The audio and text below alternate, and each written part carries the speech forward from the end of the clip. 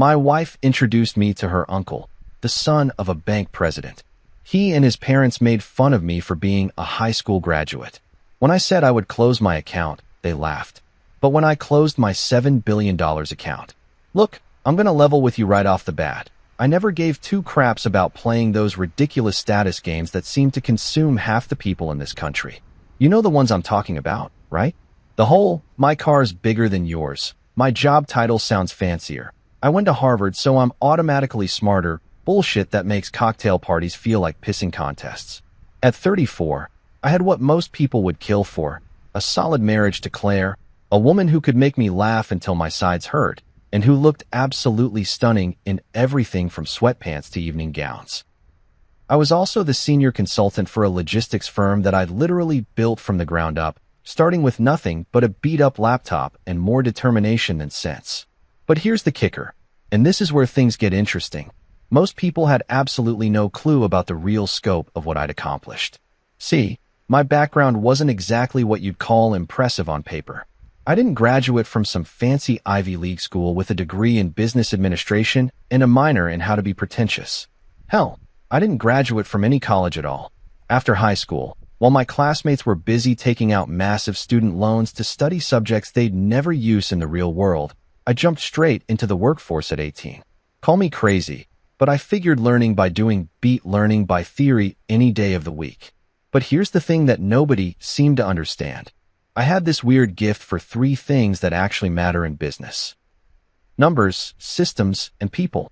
Numbers don't lie to you like people sometimes do. Systems either work or they don't.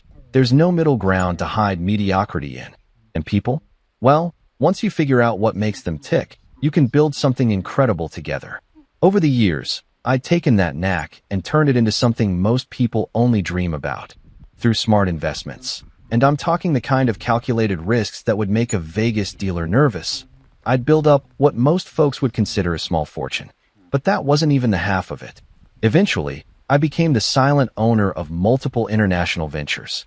We're talking businesses spanning 3 continents, dealing in everything from shipping logistics to tech startups to real estate developments that were reshaping city skylines. The funny part? I still live like a regular guy. Give me a pair of old jeans and a comfortable t-shirt over some stuffy 3-piece suit any day. I drove a reliable car that got me from point A to point B without breaking down, not some flashy sports car that screamed, "Look at me, I'm compensating for something." My house was nice, but not ostentatious. Comfortable furniture, a good kitchen where Claire could work her culinary magic, and a home office where I could run my empire in peace. Most people, and I'm talking even my own family here, looked at me and saw just another average working stiff. They'd see me at family barbecues wearing the same casual clothes I'd had for years, talking about normal stuff like sports and weather, and they'd mentally file me away as Claire's husband who works in logistics. Which, technically speaking, was true. I just happened to own the logistics companies too. Even Claire, bless her heart, knew I had money. She wasn't stupid, and she could see that we lived comfortably, that I never stressed about bills, and that I could afford nice things when we wanted them.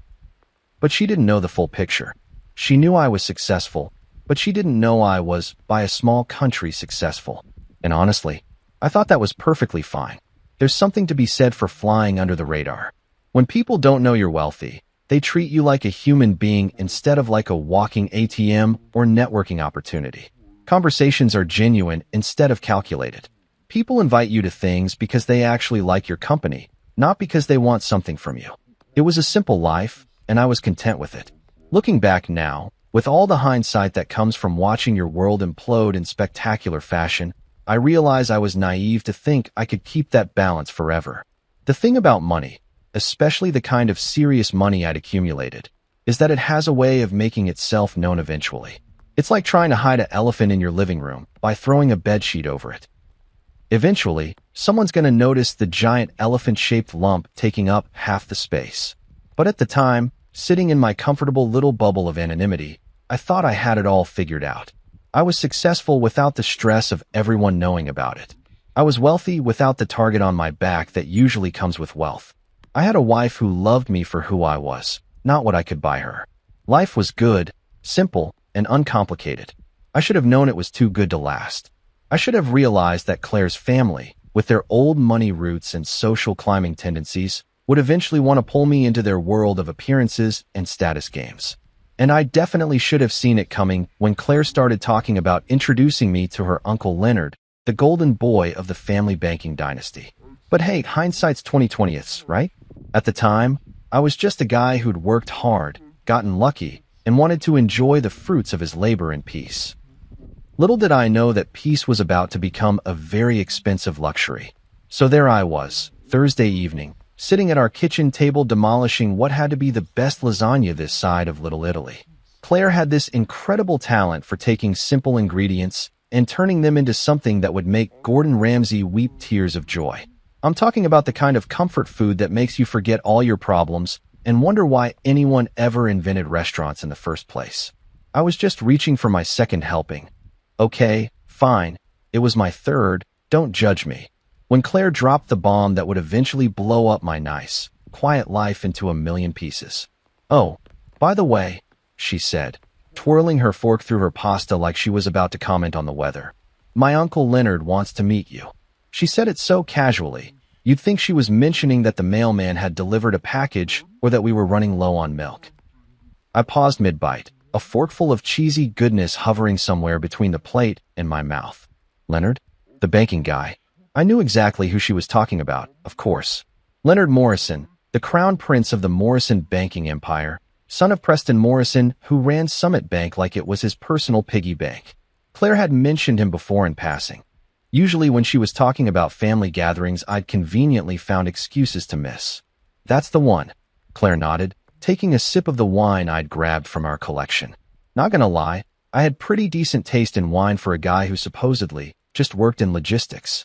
He's very well connected, you know. His father runs Summit Bank, and Leonard's being groomed to take over eventually. This could be really good for you, honey. Now, here's where I should probably mention something important about my relationship with Claire's family. They came from what people like to call old money. The kind of wealth that's been passed down through generations like a family heirloom, complete with all the pretentious attitudes and social expectations that come with it. They had trust funds, country club memberships, and the kind of family trees that genealogists get excited about. Meanwhile, I came from the kind of family where a fancy dinner meant we splurged on name-brand ketchup instead of the store brand. Good for me how exactly? I asked, genuinely curious about where this was heading.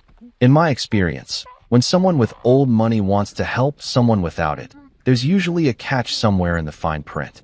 Claire leaned forward with that enthusiastic expression she got when she thought she'd solved all my problems. Well, you know, networking. Leonard knows everyone in the financial world. He could introduce you to potential clients, maybe help you expand your consulting business. You're always talking about growing the company, right? The irony was so thick you could cut it with a butter knife. Here was my wife, bless her heart, thinking I needed help expanding a business empire that already spanned multiple continents. It was like someone offering to teach Michael Jordan how to play basketball or suggesting that Gordon Ramsay might benefit from a cooking class at the local community center. But how could I explain that without revealing the full extent of what I'd built? Claire knew I was successful. She could see that we lived comfortably, that I never stressed about money, that I could afford nice things when we wanted them. But she thought successful meant I made good money as a consultant, not that I could buy and sell most of the companies Leonard probably considered impressive. I don't really need connections, babe, I said carefully, trying to find the right balance between truth and discretion. The business is doing pretty well on its own. Claire waved her hand dismissively, like I was being modest for no reason. Oh, come on. Everyone can use good connections. Besides, Leonard's really curious about you. I've told him you're smart and hardworking, and he wants to meet the man who swept me off my feet. I had to bite back a laugh at that. If Leonard was anything like the typical banking heir I'd dealt with in my business ventures, he was probably curious about me the same way a cat is curious about a mouse, as something amusing to play with before moving on to more important matters. He's a bit blunt, Claire continued, using that tone people use when they're trying to warn you about someone without actually warning you. But don't take it personally. That's just how he is. Once you two start talking business, I'm sure he'll respect you. He respects success, and you're definitely successful. Again with the irony. If Leonard respected success, he was about to meet more of it than he could handle. But Claire didn't know that, and something told me this meeting was going to be a masterclass in assumptions and misconceptions. Besides, Claire added, warming to her subject, it'll be good for you to meet more people from my family. I know you've been avoiding some of the gatherings, but Leonard's different. He's accomplished something on his own merit, not just inherited everything. I almost choked on my wine at that one. From what I'd heard through Claire's family gossip network, Leonard's biggest accomplishment was being born with the right last name. Sure, he worked at the bank, but calling it his own merit was like saying a NASCAR driver built his own racetrack. When and where? I asked, figuring I might as well get this over with. Besides, there was a part of me, the part that had always enjoyed a good challenge, that was curious to see exactly how far up their own asses the Morrison family had their heads. This Saturday at Meridian. You know, that steakhouse downtown. Claire's face lit up like she'd just solved world hunger. Leonard's parents will be there too, Preston and Marjorie. It'll be perfect.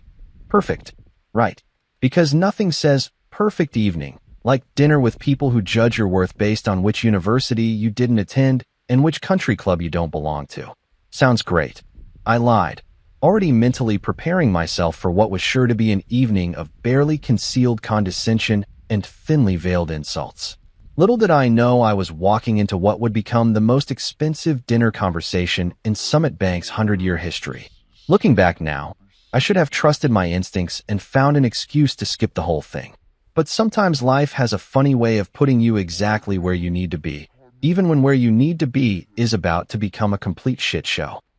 Saturday evening rolled around faster than a tax bill in April, and there I was, standing in front of my closet trying to figure out what the hell to wear to meet the royal banking family. Claire had been buzzing around the house all day like a caffeinated hummingbird, giving me helpful suggestions like, make sure you look presentable, and try to make a good impression. Because apparently, she thought I regularly showed up to important dinners looking like I'd just crawled out of a dumpster behind a 7-Eleven. I settled on my usual go-to for occasions when I needed to look like I gave a damn, but didn't want to look like I was trying too hard. Black shirt, dark blazer, and my most comfortable pair of dress pants. Nothing flashy, nothing that screamed, look at me, I'm important. Just clean and understated. In my world, if you had to advertise how successful you were through your clothes, you probably weren't as successful as you thought you were. The drive to Meridian was quiet except for Claire's nervous chatter about how excited she was for me to finally meet her uncle and his parents. She kept going on about how this was going to be so good for my career and how Leonard was really looking forward to talking business with me. I just nodded and made the appropriate sounds while mentally preparing myself for what I was pretty sure was going to be an exercise in patience. Meridian was exactly the kind of place you'd expect old money types to hang out. All dark wood paneling, dim lighting, and the kind of atmosphere that whispered, if you have to ask about the prices, you can't afford to eat here. The hostess, a blonde woman who looked like she'd stepped out of a magazine about expensive things, greeted us with the kind of smile that was professionally warm but personally cold. We're meeting the Morrison party, Claire told her, and I swear the hostess's smile became about 20% more genuine. Money recognizes money, even when it's just the smell of it lingering in the air. She led us through the restaurant to a corner table where 3 people were already seated, and let me tell you, they looked exactly like Central Casting had ordered them for a movie about entitled rich people. There was Preston Morrison, probably in his early 60s, with silver hair that had been styled to within an inch of its life, and the kind of tan that comes from spending winters in places where the average person's annual salary wouldn't cover a week's vacation. Next to him sat Marjorie, his wife, who had that ageless quality that comes from having unlimited access to the best plastic surgeon's money can buy. Her jewelry alone probably cost more than most people's cars, and she wore it with the casual confidence of someone who'd never had to check her bank balance before making a purchase. And then there was Leonard. Oh, Leonard. The golden boy himself, probably around my age, but carrying himself like he'd been born wearing a crown. He had that particular brand of confidence that comes from never having been told no about anything important in your entire life. His suit probably cost more than most people's monthly rent, and he wore it like armor against the common folk. They all stood up as we approached, and I could practically feel the temperature drop as their eyes took in my appearance. It was like watching 3 people simultaneously realize they'd been expecting filet mignon and had been served a cheeseburger instead. Leonard, Mom, Dad, Claire said with obvious excitement. This is my husband, the one I've been telling you about. I extended my hand to Preston first, because that seemed like the polite thing to do. His handshake was firm but brief, the kind that said, I'm acknowledging your existence, but don't get too comfortable. Marjorie offered me a hand that felt like she was afraid I might contaminate her manicure, and Leonard's grip was the kind of aggressive squeeze that insecure men use to establish dominance. Please, sit down, Preston said, gesturing to the chairs across from them like he was granting me an audience. We hadn't even ordered drinks yet, and I could already tell this was going to be a long evening. The waiter appeared almost instantly. Apparently, when you're a Morrison, service happens at light speed. After we'd ordered drinks, they went for expensive wine while I stuck with a beer, because I'm a simple man with simple tastes. The interrogation began. So, Preston said, settling back in his chair with the air of a judge preparing to hear a case. Claire tells us you work in consulting. That's interesting. What exactly do you consult about? Logistics, mostly. I replied, taking a sip of my beer. Supply chain optimization, efficiency improvements, that sort of thing. Marjorie tilted her head like a confused bird. Oh, like shipping? The way she said shipping made it sound like I'd told her I made my living collecting garbage or cleaning sewers. There was this barely concealed distaste in her voice, like she couldn't quite believe her precious niece had married someone who dealt with such mundane, blue-collar concerns. Among other things, yeah, I said, keeping my tone even. It's actually more complex than most people realize. Global supply chains, international trade regulations, cross-border logistics coordination. Fascinating, Leonard interrupted, though his tone suggested he found it about as fascinating as watching paint dry. And where did you study this? What university? And there it was, the question I'd been waiting for. The academic credentials check that people like this always used as their first filter for whether someone was worth their time. I didn't go to college, I said simply. I went straight into business after high school. The silence that followed was so complete you could have heard a pin drop in the next county.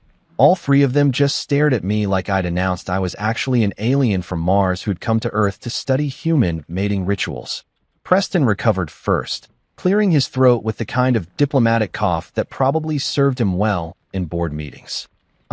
Well, that's quite entrepreneurial of you. The way he said entrepreneurial made it clear he meant stupid, but was too polite to say it directly. Marjorie's eyebrows had climbed so high they were practically hiding in her hairline, and Leonard was looking at me like I was a fascinating specimen he'd found under a microscope. The look they exchanged between the three of them was the kind of silent communication that only comes from years of shared snobbery. It was the look that said, "Oh honey, we were expecting someone impressive, and instead we got this." And that, ladies and gentlemen, was when I knew this evening was going to be absolutely fucking epic. What happened next was like watching a masterclass in passive-aggressive warfare, except instead of being the observer, I was the target sitting in the middle of the battlefield with a bullseye painted on my forehead. If you've ever wondered what it feels like to be slowly dissected by people who consider themselves your intellectual superiors, well, buckle up, Buttercup, because I'm about to give you a front-row seat to the show. Marjorie was the first to reload her weapon after that nuclear silence. She gave me what I can only describe as the kind of smile you'd give a toddler who just proudly announced they'd eaten their own boogers. "Oh, so you're self-taught," she said, her voice dripping with the kind of sympathy usually reserved for terminal cancer patients. "That's so very brave of you." Brave. Like I'd climbed Mount Everest in flip-flops instead of choosing to skip 4 years of overpriced education to start making actual money. The way she said it made it clear that in her world, self-taught was just a polite way of saying too poor and stupid for real school. Leonard, not to be outdone by his mother in the art of subtle insults, let out this little chuckle that sounded like a hyena choking on its own smugness. He turned to his father with the kind of theatrical gesture that belonged on a soap opera. "Uncle Preston, can you even imagine trying to run a major business with only a high school diploma? I mean, that's really quite rare these days, isn't it?" The emphasis he put on rare made it clear he meant impossible, but was trying to sound diplomatic about it. It was like listening to someone say, "Bless your heart," while simultaneously planning your funeral. Preston, who was clearly the master of this particular family sport, nodded sagely like Leonard had just made some profound observation about the nature of human intelligence. Indeed, Leonard, in today's complex business environment, one really needs a solid educational foundation. Harvard Business School teaches principles that simply can't be learned anywhere else. Ah yes, Harvard Business School, the magical place where they apparently teach you how to lose $7 billion without breaking a sweat. But I'm getting ahead of myself. Of course, Marjorie chimed in, apparently not content to let the men have all the fun. There's something quite refreshing about the old-fashioned approach. So authentic. She said authentic the way most people would say quaint or adorable, like I was a cute little folk art project she'd discovered at a rural craft fair. Claire, bless her oblivious heart, was sitting there sipping her wine like this was perfectly normal dinner conversation. Every now and then she'd nod along like they were discussing the weather instead of systematically dismantling her husband's credibility one backhanded compliment at a time. You know, Leonard continued, warming to his subject like a stand-up comedian who'd found his rhythm. I have so much respect for people who make it work without the advantages of proper education. It must be incredibly challenging to compete in sophisticated markets when you're, what's the phrase, flying by the seat of your pants? Flying by the seat of my pants. Right. Because apparently turning a high school education into a multi-billion-dollar international business empire was just dumb luck and good timing. Like winning the lottery, except instead of buying one ticket, I'd somehow stumbled my way into owning the entire lottery system. Oh, absolutely. Marjorie agreed enthusiastically. It's so admirable when people make the best of their circumstances. I always tell my charity board that we shouldn't underestimate what people can accomplish even with limited opportunities. Limited opportunities. There it was, the real kicker. In their minds, I wasn't just uneducated. I was some kind of charity case who'd managed to scrape together a decent living despite my tragic lack of proper breeding and academic credentials. The waiter chose that moment to return for our dinner orders, and I swear he could sense the tension at the table.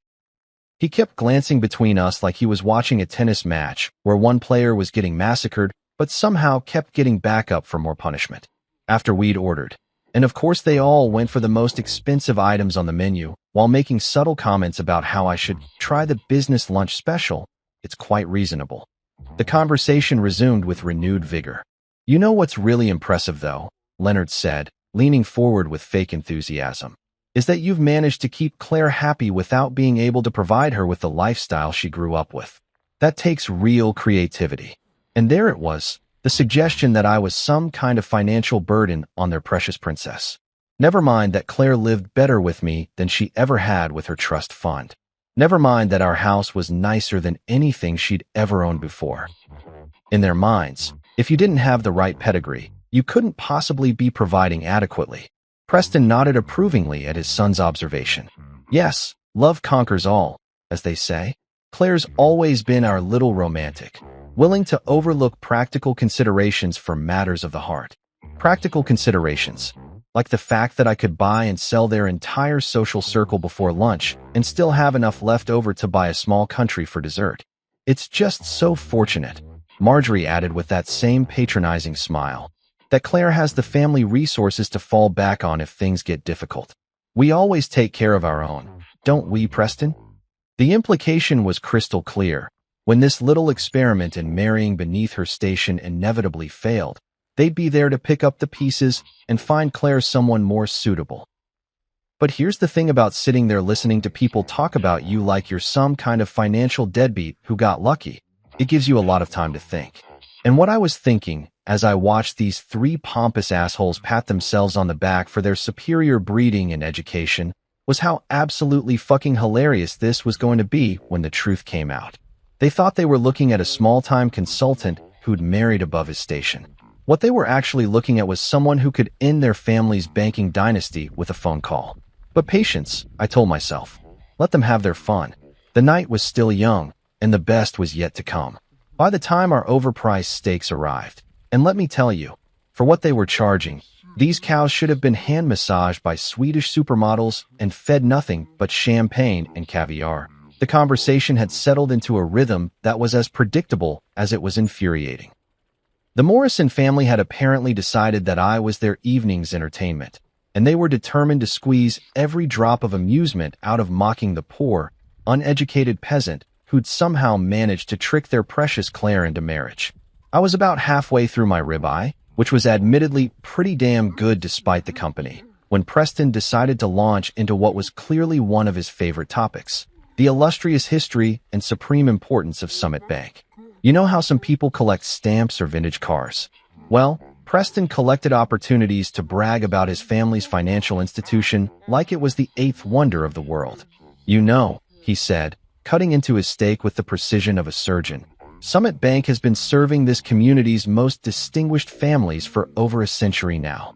We're not just a bank. We're a cornerstone of financial stability for people who understand the value of tradition and excellence." Leonard nodded along like his father was delivering the Gettysburg Address instead of a corporate sales pitch. "That's right, Dad. We're very selective about our clientele. It's not about the size of the account. Well, not entirely. It's about maintaining relationships with families who share our values." I had to bite my tongue to keep from laughing out loud at that one. Not entirely about the size of the account. Right. Because I'm sure they were turning away billionaires left and right because they didn't have the proper breeding credentials. Marjorie dabbed at her lips with her napkin like she was posing for a painting. "Oh yes, we've had to turn away quite a few. Shall we say nouveau riches? People who think that just because they've made some money, they automatically deserve access to our services." The irony was so thick you could have served it as dessert. Here they were, talking about nouveau riches like it was some kind of disease, when in their minds I was apparently so far down the social ladder that I didn't even qualify for nouveau status. I was just poor riche, I guess. "It's fascinating, really," Leonard continued, clearly enjoying himself, "how some people think banking is just about deposits and withdrawals. They don't understand that what we provide is so much more than that. It's prestige, connections, access to opportunities that simply aren't available to everyone." Preston raised his wine glass like he was about to make a toast. "Exactly, son. Summit Bank isn't just where you keep your money. It's a statement about who you are and what you've achieved in life." Now, I'd been sitting there for the better part of 2 hours, taking their shit with a smile and the patience of a saint. But something about that particular comment, the smugness, the self-importance, the complete dismissal of anyone who didn't meet their arbitrary standards, finally got under my skin. "Funny you should mention that," I said, setting down my fork and leaning back in my chair. "I've actually been thinking about moving my accounts elsewhere." The effect was immediate and hilarious. All three of them stopped mid-chew like I'd just announced I was planning to rob their precious bank instead of simply taking my business somewhere else. Preston's eyebrows shot up so fast I was worried they might achieve escape velocity. "Oh," Marjorie said, trying to sound casual but failing spectacularly. "And why is that?" I shrugged, playing it off like it was no big deal. "Just shopping around, you know? Seeing what other banks have to offer. Maybe finding somewhere that's a little more, how did you put it, welcoming to different types of clients." Leonard, who had been mid-sip of his wine, actually snorted. Not a polite little cough, but a full-on, liquid coming out of his nose snort. He quickly grabbed his napkin to clean up the mess, but not before giving me a look that was equal parts amusement and condescension. "Oh, please," he said, once he'd recovered from his wine-snorting incident. "Go ahead and move your account. I'm sure losing one regular checking account won't exactly make a dent in our books." Regular checking account. Oh, sweet, naive Leonard. If only you knew that my regular checking account contained enough money to buy your precious bank 3 times over and still have enough left for a nice vacation. Preston, apparently feeling left out of the fun, decided to pile on. "Yes, Leonard's quite right. Summit doesn't depend on small-timers for our success. We deal in billions, not, well, whatever it is you're working with. Small-timers. Billions." The man was practically handing me comedy gold on a silver platter. Here I was, sitting across from the president of Summit Bank, while he bragged about dealing in billions and dismissed me as a small-timer. It was like watching someone brag about how tough they were while unknowingly picking a fight with a Navy SEAL. "Billions, huh?" I said, taking another sip of my beer. "That's impressive." "Oh yes," Marjorie chimed in, apparently not wanting to be left out of the family sport of financial dick measuring. "Preston has grown Summit's assets under management to over $15 billion. We're one of the most successful regional banks in the country. 15 billion. I had to work very hard to keep my expression neutral at that number.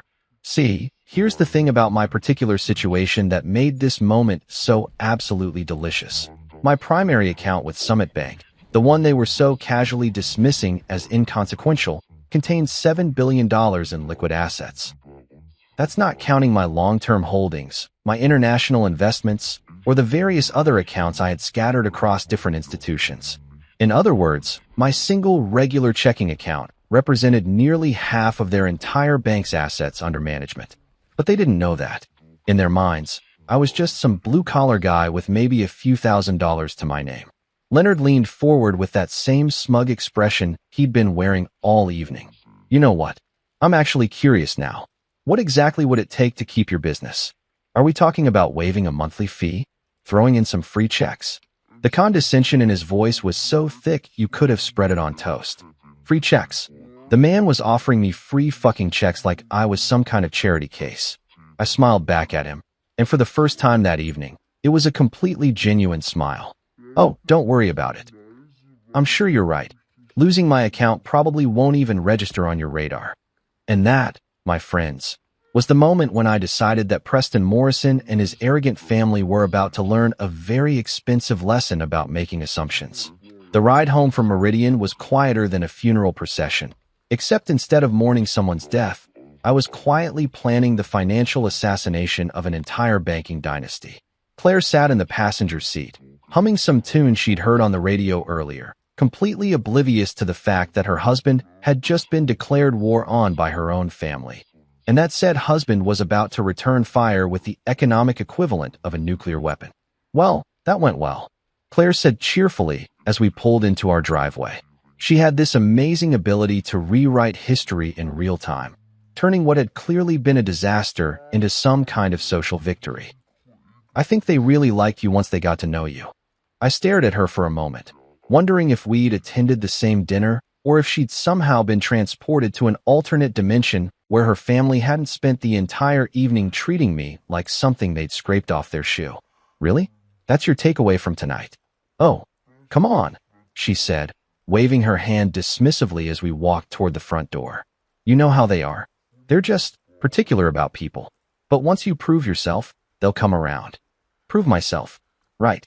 Because apparently building a multi-billion-dollar business empire from scratch wasn't proof enough of anything except my lack of proper breeding credentials. I unlocked the front door and we stepped inside, Claire immediately kicking off her heels and sighing with relief. My feet are killing me. Those shoes look amazing, but they're torture devices in disguise. Claire, I said, following her into the living room. We need to talk about what happened tonight. She turned around with that slightly exasperated expression she got when she thought I was being overly dramatic about something. What about it? Look, I know they can be a little intense sometimes, but that's just their way. They don't mean anything by it. They called me uneducated trash, Claire, for 2 straight hours. They did not, she protested, though her voice had that slight uncertainty that meant she knew damn well they had. They were just curious about your background. There's nothing wrong with that. Curious? I couldn't help but laugh at that one.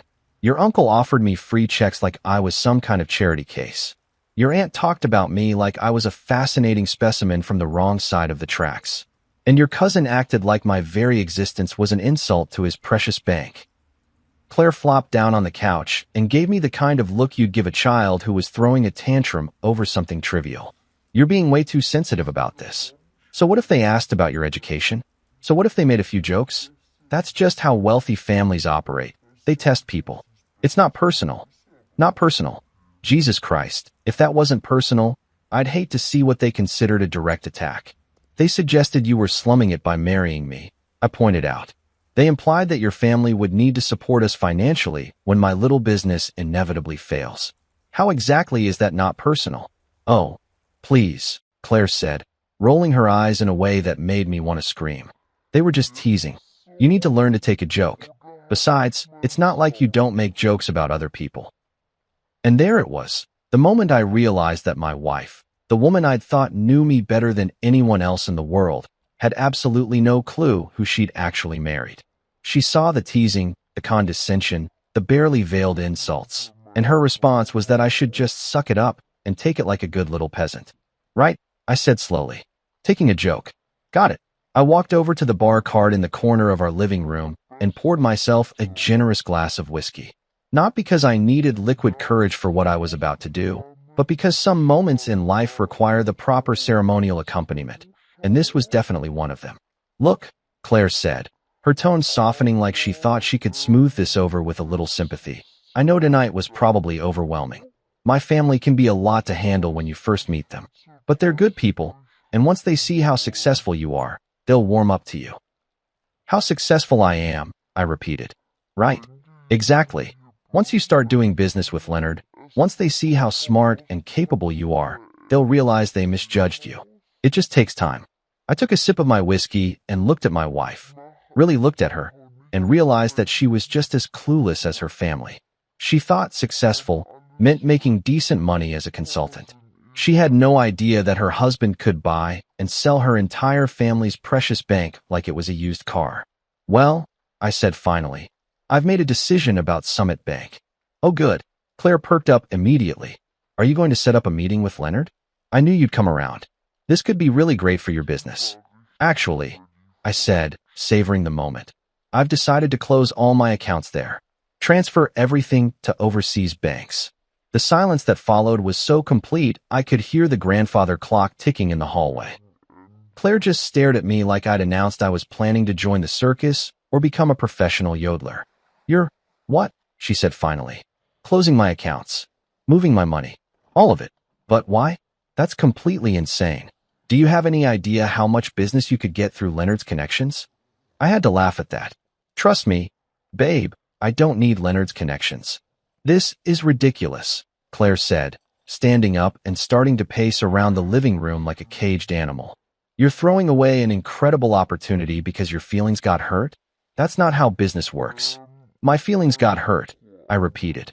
Is that what you think this is about? What else could it be? Look, I get it. They weren't exactly warm and fuzzy tonight. But you can't let pride get in the way of smart business decisions. Moving your accounts won't hurt them. It'll just hurt you. I finished my whiskey and set the glass down on the coffee table. We'll see about that. The next morning, while Claire was still sleeping off her frustration from the night before, I called my financial advisor. Marcus Chun had been handling my portfolio for the better part of a decade, and he was one of the few people who actually understood the full scope of what we were dealing with. Marcus, I said when he picked up, it's time to move everything out of Summit Bank. Every account, every investment, every penny. I want it all transferred to our overseas partners within the next 2 weeks. There was a pause on the other end of the line. Everything? That's a significant move. Are you sure about this? Dead sure. And Marcus? Make sure they feel it. 2 weeks. That's all it took for my quiet little act of financial revenge to turn into what I can only describe as the banking equivalent of a natural disaster. 14 days from the moment I made that phone call to Marcus, and Summit Bank went from smugly dismissing my insignificant account to having what I'm pretty sure was a collective nervous breakdown. The first sign that something was happening came on a Tuesday morning. I was sitting in my home office, sipping my coffee and reviewing some quarterly reports from my European holdings, when my phone started buzzing like an angry wasp. Not just one call. We're talking about a full-scale communications assault that would have made a telemarketing company jealous. The first call was from Claire, and she was practically hyperventilating into the phone. What did you do? She demanded, skipping right over pleasantries like hello or good morning, honey. Good morning to you too, sweetheart, I said, leaning back in my chair. I'm having a lovely day. Thanks for asking. How are you? Don't you dare get cute with me right now, she snapped. Leonard called me 20 minutes ago. He sounded, I don't even know how to describe it. Panicked? Terrified? What the hell did you do?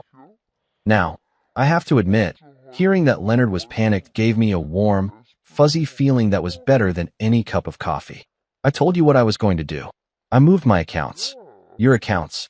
Claire's voice went up about 3 octaves. Just how much money are we talking about here? Before I could answer, my phone started buzzing with another call. Leonard himself, according to the caller ID. I couldn't help but grin. Hang on, babe. I think this might be important. I clicked over to the other line. Hello, Leonard.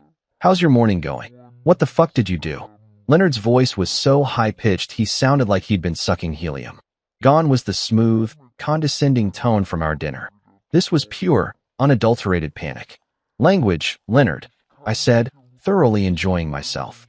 That's no way for a banking professional to speak to a former client. Former client? You moved $7 billion. $7 billion. Do you have any idea what you've done? $7 billion. Hearing him say the number out loud was almost as satisfying as the panic in his voice. I moved my money to a bank that appreciates my business. Isn't that what you suggested I do? This isn't a joke. Leonard was practically screaming now. You've triggered a liquidity crisis. We had that money invested, leveraged, tied up in loans. You can't just pull out that kind of capital overnight. Oh, but apparently I could. And I had. Funny thing about money, Leonard. When it's yours, you get to decide where to keep it. The line went quiet for a moment, and I could practically hear the gears turning in Leonard's brain as he tried to figure out how to fix this clusterfuck. When he spoke again, his voice had dropped to what I assume was supposed to be a reasonable, let's make a deal tone. Look, I think there's been a misunderstanding. Maybe we got off on the wrong foot the other night. Why don't you come in, and we can discuss this like reasonable businessmen? Reasonable businessmen, I repeated. That's rich, considering you spent 2 hours telling me I was too uneducated to understand how real business works. Before Leonard could respond, my assistant's voice came through the intercom. Sir, I have Preston Morrison on line 3. He says it's urgent. I had to bite my lip to keep from laughing out loud. Leonard, I'm going to have to let you go. Your father's calling. Wait, don't. I hung up and switched to line 3. Preston, I said cheerfully. What a pleasant surprise. Twice in one day, I get to talk to the Morrison family. Preston's voice was much more controlled than his son's, but I could hear the strain underneath the professional composure. Mr. Grant, I believe there's been some kind of mistake with your account transfer. No mistake, I said. Everything went exactly as planned. I see. Well, perhaps we could schedule a meeting to discuss this situation. I'm sure we can work something out that's beneficial for everyone. Beneficial for everyone, I mused. You know, that's exactly what I was hoping for during our dinner the other night. Funny how perspectives change when the shoe's on the other foot. There was a long pause before Preston spoke again, and when he did, his voice had lost all pretense of casual politeness. Mr. Grant, you need to understand the gravity of this situation. The withdrawal of this amount of capital has serious implications not just for our bank, but for our entire regional economy. Really? But I thought Summit Bank dealt in billions. Surely losing one little account from a small-timer like me wouldn't even register on your radar. Another pause. Longer this time. Perhaps, Preston said carefully, we underestimated the scope of your business interests. Underestimated. That was one way to put it. Perhaps you did. My phone buzzed with yet another call. This time it was my assistant again. Sir, I have Marjorie Morrison on line 4. She's crying. Crying. The woman who had spent an entire evening treating me like something she'd found stuck to her shoe was now crying because her family's bank was imploding. I almost felt bad for her. Almost. Preston, I said, it sounds like your family is having quite a day. Maybe you should go check on them. This isn't over, Preston said, and for the first time, I heard real anger in his voice instead of panic. You're absolutely right, I replied. It's not. After I hung up, I sat back in my chair and looked out the window at my perfectly manicured lawn. Somewhere across town, the Morrison family was probably having the worst day of their privileged lives, watching their century-old banking empire teetering on the edge of collapse because they'd decided to mock the wrong guy at dinner. My assistant's voice came through the intercom again. Sir, there's someone here from Summit Bank's board of directors. He says they've called an emergency meeting. I checked my watch. It wasn't even noon yet, and Summit Bank's board was already in crisis mode. Marcus had warned me that pulling out $7 billion overnight would cause problems, but even I hadn't expected this level of chaos this quickly. Tell him I'll be right there, I said, straightening my tie. Time to go watch a banking dynasty crumble in real time. And the best part? The show was just getting started. Walking into Summit Bank's main building felt like entering a war zone where the war was being fought with calculators and panic attacks instead of guns and bombs. The lobby, which normally buzzed with the quiet efficiency of financial professionals going about their business, had the frantic energy of an emergency room during a multi-car pileup. Employees were scurrying around with stacks of papers. Phones were ringing nonstop, and I could see more than a few people who looked like they were seriously considering updating their resumes. The receptionist, a young woman who probably made more in a year than most people's parents, looked up at me with the kind of desperate expression usually reserved for people who've just watched their house burn down. "Mr. Grant, they're waiting for you in the main boardroom. 32nd floor, elevator bank to your right." I thanked her and made my way to the elevators, passing clusters of employees who were having hushed, urgent conversations. I caught fragments of words like liquidity crisis, emergency protocols, and how the hell did this happen? It was like walking through the financial equivalent of a natural disaster site. The elevator ride to the 30th floor was probably the longest minute and a half of my life. Not because I was nervous, but because I was trying so hard not to laugh out loud that I was practically giving myself an aneurysm. By the time the doors opened, I had composed myself enough to look appropriately serious for what was about to be the most satisfying business meeting of my entire career. The boardroom was exactly what you'd expect from a century-old bank trying to prove its importance. All dark wood paneling, leather chairs that probably cost more than most people's cars, and oil paintings of dead white guys who'd apparently been very important at some point in banking history. But the atmosphere in the room was anything but impressive. It felt more like a funeral parlor where everyone was still arguing about how the deceased had died. Preston Morrison sat at the head of the table, looking like he'd aged about 10 years since our dinner 2 weeks ago. His usually perfect silver hair was slightly disheveled, and there were dark circles under his eyes that suggested he hadn't been sleeping well. Marjorie sat to his right, her designer makeup doing its best to hide what appeared to be genuine distress. And Leonard. Oh, Leonard looked like he'd been hit by a truck, backed over by the same truck, and then had the truck parked on his chest for good measure. "Mr. Grant," Preston said, standing up as I entered the room. His voice was carefully controlled, but I could hear the strain underneath. "Thank you for agreeing to meet with us." "Of course," I said. Taking the seat across from them like this was just another business meeting instead of the financial apocalypse I'd single-handedly triggered. I have to say, this is a much nicer venue than our last conversation. The silence that followed was so thick you could have cut it with a chainsaw. Preston cleared his throat and sat back down, his hands folded on the table like he was trying to keep them from shaking. "Mr. Grant, I believe we owe you an apology." "An apology?" From Preston Morrison. The man who'd spent an entire evening talking about me like I was some kind of financial parasite was now apologizing. If someone had told me 2 weeks ago that this moment would happen, I'd have suggested they seek professional help. An apology for what, exactly? I asked, because I wanted to hear him say it. I wanted to hear every single word of their admission that they'd fucked up spectacularly. Preston's jaw tightened, but he pushed forward. "We regret our earlier comments. They were inappropriate and unprofessional." "Inappropriate and unprofessional," I repeated slowly. That's one way to describe spending 2 hours mocking someone's education and calling them a financial burden. Marjorie, who had been sitting there looking like she was attending her own execution, finally spoke up. "We didn't mean. We were just..." She trailed off, apparently unable to find words that would adequately explain away their behavior. "Which comments, specifically, are we talking about here?" I continued, because I was enjoying this way too much to let them off easy. "The ones about me being too uneducated to run a business? The ones about my money not matching? Or maybe the ones about Claire needing your family's financial support when my little consulting firm inevitably fails?" Leonard, who had been staring at the table like it held the secrets of the universe, finally looked up. His face was pale, and when he spoke, his voice cracked like a 13-year-old boy's. "We didn't know. We had no idea about the scope of your financial position." And there it was, the admission I'd been waiting for.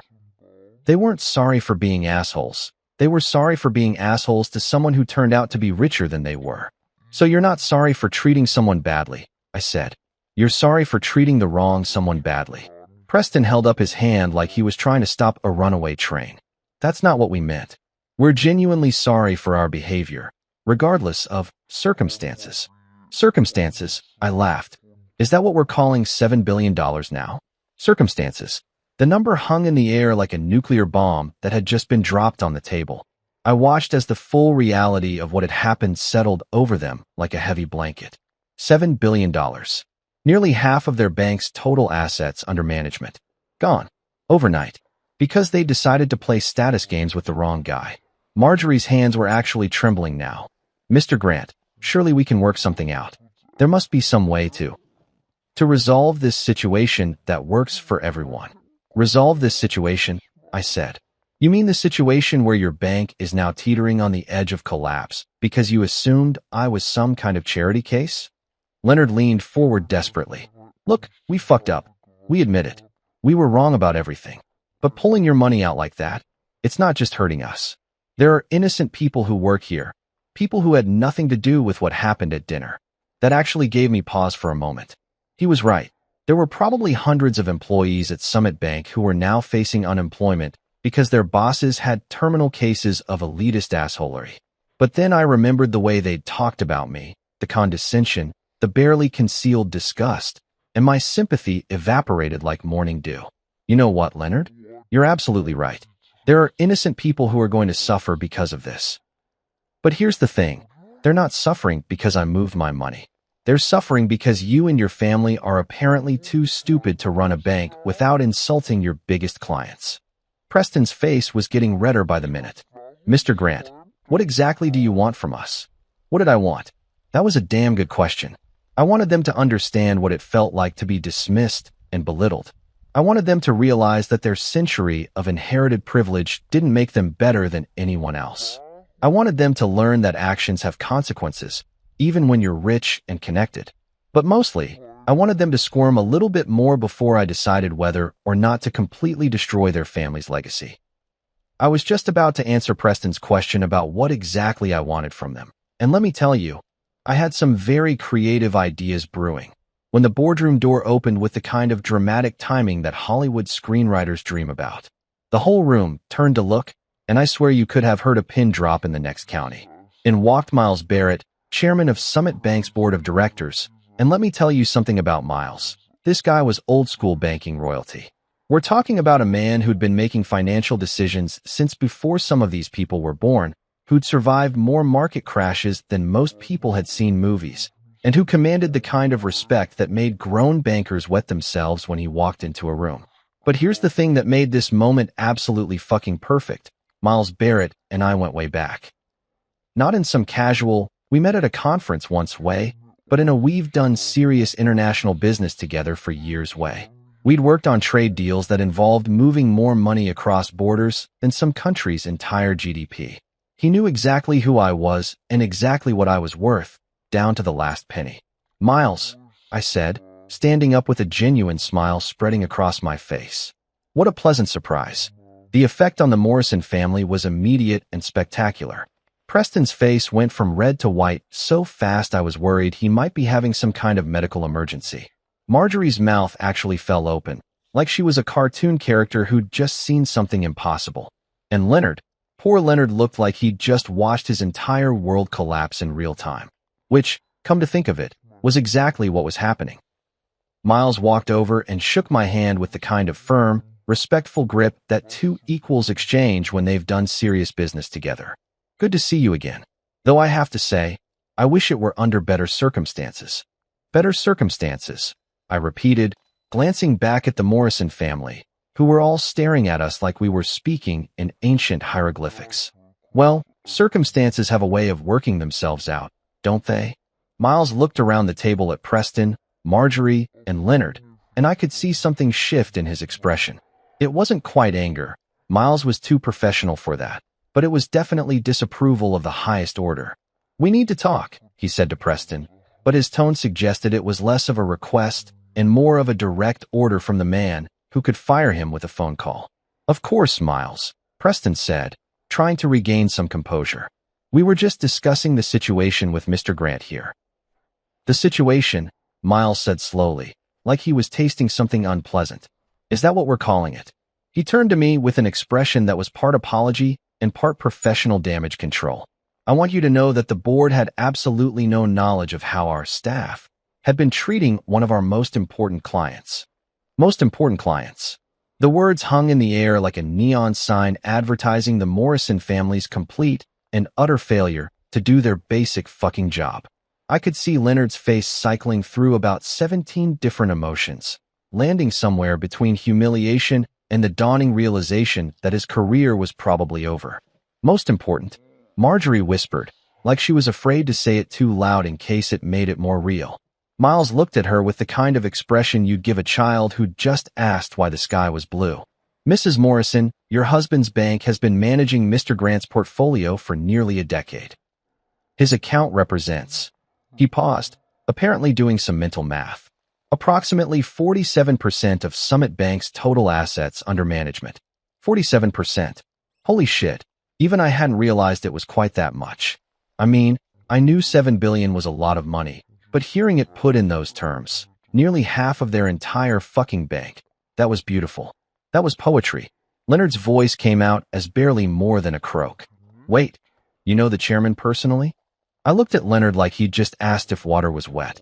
Leonard, Miles and I have been working together on international trade projects for years. We've moved more money across borders than most countries see in their annual budgets. We've collaborated on deals involving pharmaceutical supply chains from Southeast Asia, technology transfers between European and American companies, and logistics networks that span 3 continents. Miles added, apparently deciding that the Morrison family needed the full scope of their fuck-up spelled out in excruciating detail. Mr. Grant isn't just a client. He's one of the most sophisticated international businessmen I've ever had the pleasure of working with. The silence that followed was the kind of complete, crushing quiet that usually occurs right after someone drops a nuclear bomb. Preston was staring at me like I'd just sprouted wings and announced I was actually an alien from Mars. Marjorie looked like she was about to faint.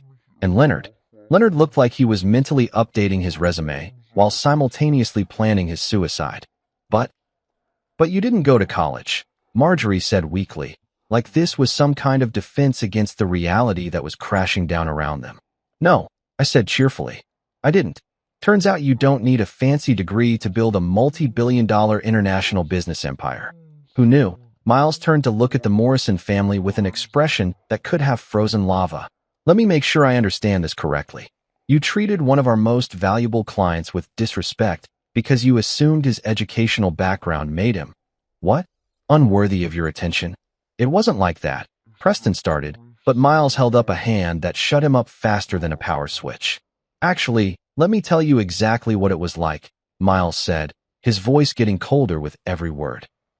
You took one look at a man who's brought more revenue to this bank than any other single client in our history, decided he wasn't good enough for your social circle, and proceeded to mock him for an entire evening. Is that about right? No one answered. Probably because what the hell could they say?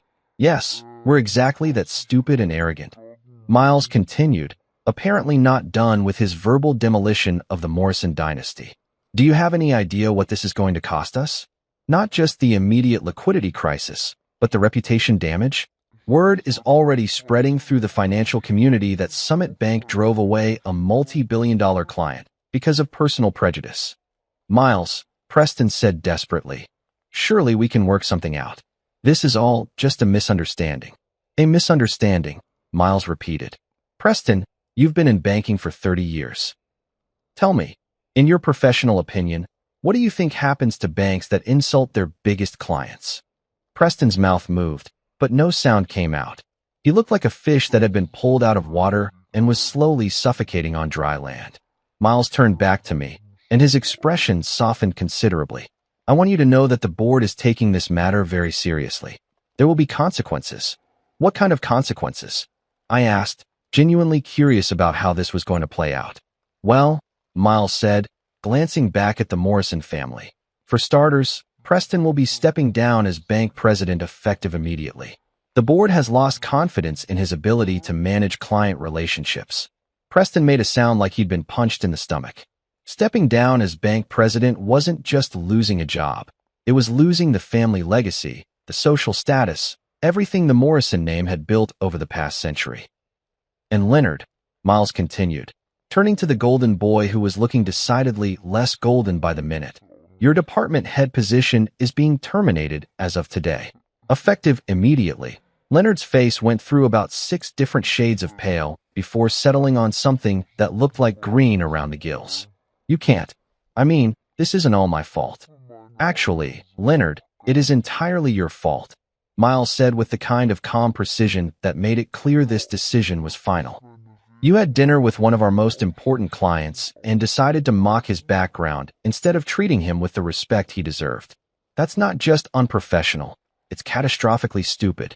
Marjorie, who had been sitting there looking like she was watching her entire world collapse in slow motion, finally found her voice. This is all getting blown out of proportion. It was just dinner conversation. People say things they don't mean all the time. Miles looked at her like she'd just suggested that gravity was optional. Mrs. Morrison, your dinner conversation just cost this bank $7 billion and potentially triggered the worst financial crisis in our company's history. I'm not sure how much more in proportion this situation could possibly get. I had to give it to Miles. He knew how to deliver a professional ass-kicking with style. Watching the Morrison family realize that their century of inherited privilege wasn't going to save them from the consequences of their own arrogance was better than any movie I'd ever seen. So what happens now? Preston asked, his voice barely above a whisper. Miles looked at him for a long moment before answering. Now?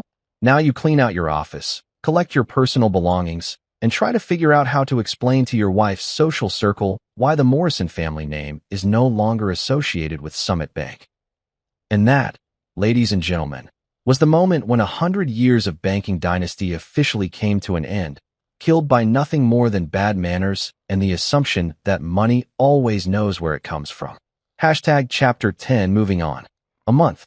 That's all it took for the Morrison family's century-old banking empire to completely collapse like a house of cards in a hurricane.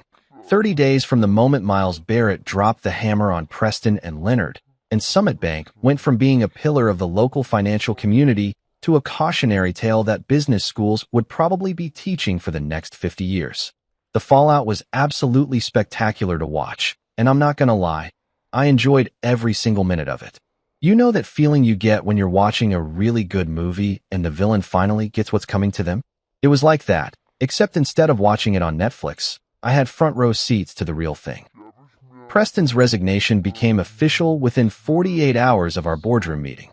The man who had spent an entire evening lecturing me about the importance of proper education and social connections found himself updating his LinkedIn profile for the first time in 3 decades. The board didn't just ask him to step down, they basically launched him out of the building with a corporate catapult. Word through the financial grapevine was that his severance package was about as generous as a parking ticket, and his reputation in the banking community was roughly equivalent to that of someone who'd been caught embezzling from a children's charity. Leonard's professional demise was even more satisfying, if that was possible. The golden boy who had smirked at me about my high school education found himself learning what it was like to be unemployed with a resume that now included drove away the bank's biggest client through sheer arrogance as his most recent accomplishment. I heard through Claire, back when we were still speaking, that he'd been blacklisted from every major financial institution in the region. Apparently, when you cost a bank $7 billion through your own stupidity, other banks tend to view you as something of a liability. But the real cherry on top of this revenge sundae was what happened to Marjorie. The woman who had spent our entire dinner treating me like a fascinating specimen from the wrong side of the tracks discovered that her social status was directly tied to her husband's professional position. When Preston fell from grace, she fell right along with him. The country club memberships, the charity board positions, the invitations to all the right social events. All of it evaporated faster than water in the desert. I heard she'd tried to maintain her position by claiming the whole thing was just a misunderstanding, but apparently the local social elite weren't buying it. Nothing kills your standing in high society quite like being married to the guy who destroyed a century-old bank through bad manners. The bank itself managed to survive, barely, but it wasn't the same institution that the Morrison family had built. Miles Barrett and the board had to bring in emergency capital from overseas investors, restructure their entire leadership team, and basically rebuild the company from the ground up. They kept the Summit Bank name, but everyone in the financial world knew it was essentially a completely different organization wearing the skin of the old one. And Claire? Well, that's where things got really interesting, and by interesting, I mean, it turned into the kind of personal drama that would have made the producers of a soap opera weep with joy. About a week after the boardroom meeting, Claire came home from lunch with her girlfriends looking like she'd been hit by a truck carrying bad news. She walked into our living room where I was reading a book about international trade regulations. Light reading, I know, and just stood there staring at me like she was seeing me for the first time. "Is it true?" she asked without any preamble. "Is what true?" I replied, though I had a pretty good idea where this was heading. "The money. All of it. Sarah Henderson's husband works at Summit, and he told her things about your accounts that I can't even." She trailed off, apparently unable to finish the sentence.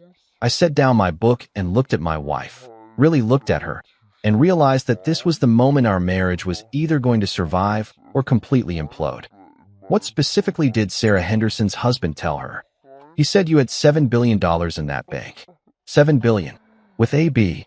She said it like she was announcing that I'd been diagnosed with a terminal illness. "He said you've been one of their biggest clients for years, that you own companies all over the world, that you're actually rich," I suggested. "Successful? Everything you thought I wasn't." Claire sat down hard on the couch like her legs had given out. "Why didn't you tell me? How could you not tell me something like that?" It was a fair question, and one I'd been asking myself a lot lately. Because I liked being married to someone who loved me for who I was, not what I could buy them. Because I enjoyed having a wife who didn't see dollar signs when she looked at me. "But I had a right to know," she protested. "We're married. Married people don't keep secrets like that from each other." "Really?" I asked. "Because you seemed perfectly fine with keeping the secret that your family thought I was trash. You sat there for 2 hours while they mocked me, and you said nothing. You told me I was being too sensitive, that I should learn to take a joke. So forgive me if I'm not entirely convinced about your commitment to honesty in this marriage." That shut her up for about 30 seconds, which might have been a new record. When she finally spoke again, her voice was different, harder, more calculating. "Do you have any idea how humiliated I am? My entire family is a laughingstock because of what you did. Preston's career is over. Leonard can't find work anywhere. And my mother calls me crying every day about how you've destroyed the family name." And there it was. Not, "I'm sorry my family treated you terribly." Not, "I should have defended you." It was, "How could you humiliate my family like this?" She was more concerned about the Morrison family's reputation than she was about the fact that her husband had been systematically insulted and belittled by the people who were supposed to welcome him into their family. "Your family destroyed themselves," I said calmly. "I just provided the consequences for their actions." "Consequences?" Claire's voice went up about 3 octaves. "You destroyed their lives. Preston worked his entire career to build that bank, and you tore it down in 2 weeks because your feelings got hurt." My feelings got hurt. Again, after everything that had happened, after watching her family's financial empire crumble because they couldn't be bothered to treat me with basic human decency, she still thought this was about hurt feelings. "Claire," I said, standing up and walking over to the window that looked out onto our perfectly manicured lawn. "Do you want to know the really sad part about all of this?" "What?" she asked, though her tone suggested she wasn't really interested in my perspective. "The really sad part is that none of this had to happen. If your family had just treated me like a human being, not even with respect, just basic human courtesy, we'd all be having Christmas dinner together this year. Preston would still be running his bank, Leonard would still have his job, and Marjorie would still be queen of her little social circle." I turned back to look at her. But instead, they decided to spend an entire evening making jokes about my education, my background, and my worth as a human being. "And you sat there and let it happen. Worse than that, you told me I was wrong to be upset about it." Claire was quiet for a long moment, and I could see the wheels turning in her head. When she finally spoke, her voice was cold in a way I'd never heard before. "So what happens now? Do you expect me to just pretend that you didn't humiliate my entire family? Do you think we can just go back to normal after this?" "Normal?" I laughed, but there was no humor in it. "Claire, there is no normal after this. Your family showed me exactly what they think of me, and you showed me exactly where your loyalties lie. The question isn't whether we can go back to normal. The question is whether there's anything left to go back to." The divorce proceedings started 2 weeks later. Claire claimed I had humiliated her family and made it impossible for her to maintain her social standing. I reminded her that her family had humiliated themselves, and that maybe she should reconsider what was actually important in life. We agreed to disagree, and our lawyers handled the rest. The settlement was, let's call it generous. I gave Claire enough money to maintain whatever lifestyle she wanted, along with the house and pretty much everything else she asked for. Not because I felt guilty about what had happened to her family, but because I realized that holding on to someone who valued social status more than loyalty was like trying to hold on to water with your bare hands. The funny thing about money, and I mean really funny, not just ironic, is that once people know you have it, everything changes. Suddenly, I was getting invitations to charity galas, investment opportunities, and social events that I'd never been invited to before. Business acquaintances who had barely acknowledged my existence were suddenly my best friends. It was like someone had flipped a switch and transformed me from an invisible nobody into the most popular guy in town. But here's what I learned from the whole experience. When people only want to know you because of your bank account, you're not actually popular. You're just a walking ATM machine. The invitations, the friendships, the business opportunities, they were all contingent on what I could do for other people, not on who I was as a person. So I did what any rational person would do in that situation. I kept my wealth exactly where it had always been, working quietly in the background while I lived my life on my own terms. I bought a smaller house in a different part of town, kept driving my reliable car, and continued wearing jeans and comfortable shirts because that's who I was, not who my money said I should be. These days, when I walk past a Summit Bank branch, and yes, they still exist, though they're shadows of their former selves, I can't help but smile. Not because I destroyed a family or ruined careers, but because I learned something valuable about human nature. People will judge you based on the most superficial criteria imaginable, and they'll treat you accordingly. But money, real money, has a funny way of revealing who people really are when the masks come off. The Morrison family thought a high school diploma meant I was nobody worth knowing. They learned, at the cost of $7 billion and their family legacy, that education and worth aren't the same thing. Sometimes the most important lessons are the most expensive ones, and sometimes the people who need to learn them the most are the ones who can least afford the tuition. And every now and then, justice actually does have a sense of humor. Your contribution is replaceable, sweetheart. My wife sneered when she became the new VP as she fired me. After my replaceable role cost them 4 top accounts and $80 million, the CEO ordered me back, threatening to sue based on my employment contract if I refused. In the emergency meeting, I just pointed to one small line. Our lawyer read the clause carefully, my wife's eyes widening. She looked straight at the CEO as the room fell silent as she began to shake, whispering, "Oh my God. You know that feeling when you're about to get sucker punched by someone you trust? Yeah, well, multiply that by 12 years of marriage and a corporate hierarchy that would make Machiavelli weep with pride, and you'll get close to understanding my Tuesday morning. I'm sitting in my sad little cubicle, and let me tell you, after 15 years at this company, a cubicle is basically corporate purgatory when I see her coming. Sabrina Hale, my wife. My supposedly loving partner in this beautiful disaster we call matrimony, and she's walking toward me with that particular stride that screams, I'm about to ruin your entire goddamn day. Now, let me paint you a picture here.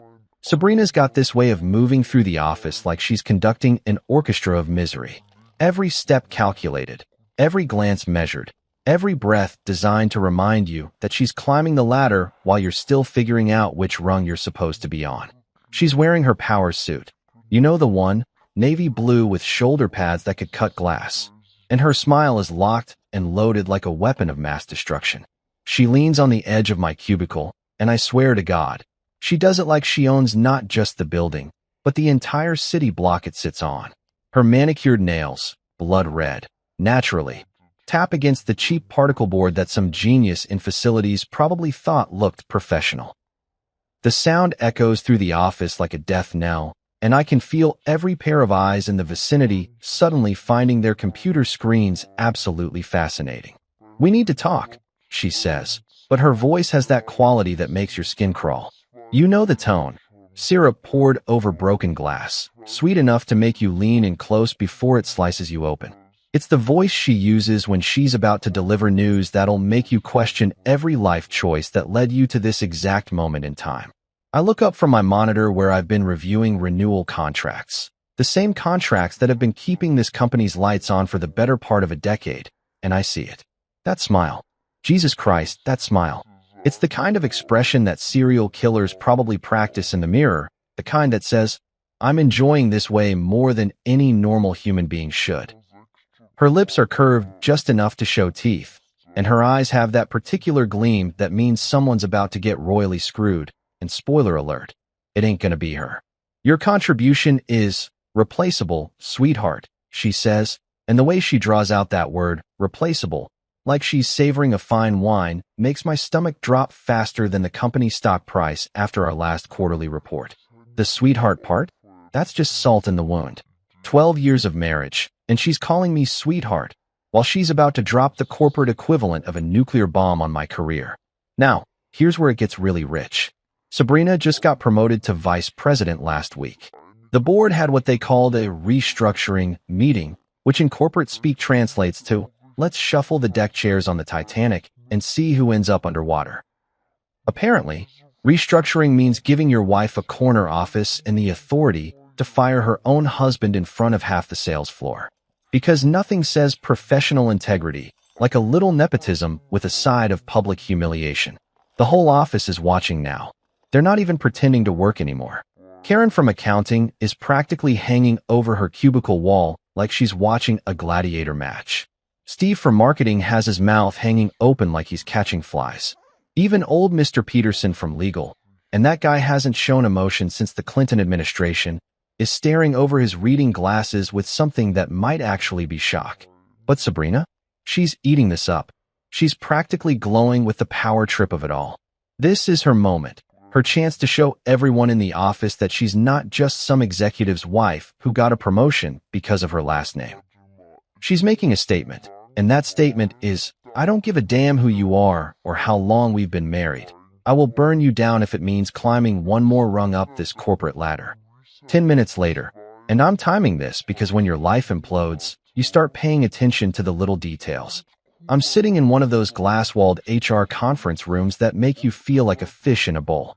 Pauline from HR is across from me, and bless her heart, she's trying to look sympathetic while she slides a severance packet across the table like she's dealing poker. The packet is thick, probably full of legal jargon designed to make sure I can't sue them into the next century. And there's a company tote bag sitting next to it like some kind of consolation prize. A tote bag. After 15 years of building relationships, closing deals, and basically keeping this place afloat, they're sending me off with a canvas bag that probably cost them $3 at a promotional company. They've already deactivated my badge. That little piece of plastic that's been clipped to my belt for the better part of 2 decades? Dead as disco. They've locked me out of the system, cut off my email, and probably changed all the passwords I might have known. It's like corporate excommunication. One minute you're part of the family, the next minute you're persona non grata with a tote bag and a handshake. But here's what they don't know, and this is where it gets interesting. In my desk, the same desk that's probably being cleaned out by security as we speak, sits 15 years worth of relationship maps, renewal scripts, and personal contracts that I've built with our top clients. Not the company's contracts, mind you. Personal contracts. Client relationships that have my name written all over them, literally and legally. 4 of our biggest accounts have key person clauses that specifically name me as the point of contact. Me. Not the company. Not my replacement. Me. These aren't just business relationships. They're friendships, partnerships, trust built over years of late-night phone calls, birthday cards to clients' kids, and showing up when other companies wouldn't.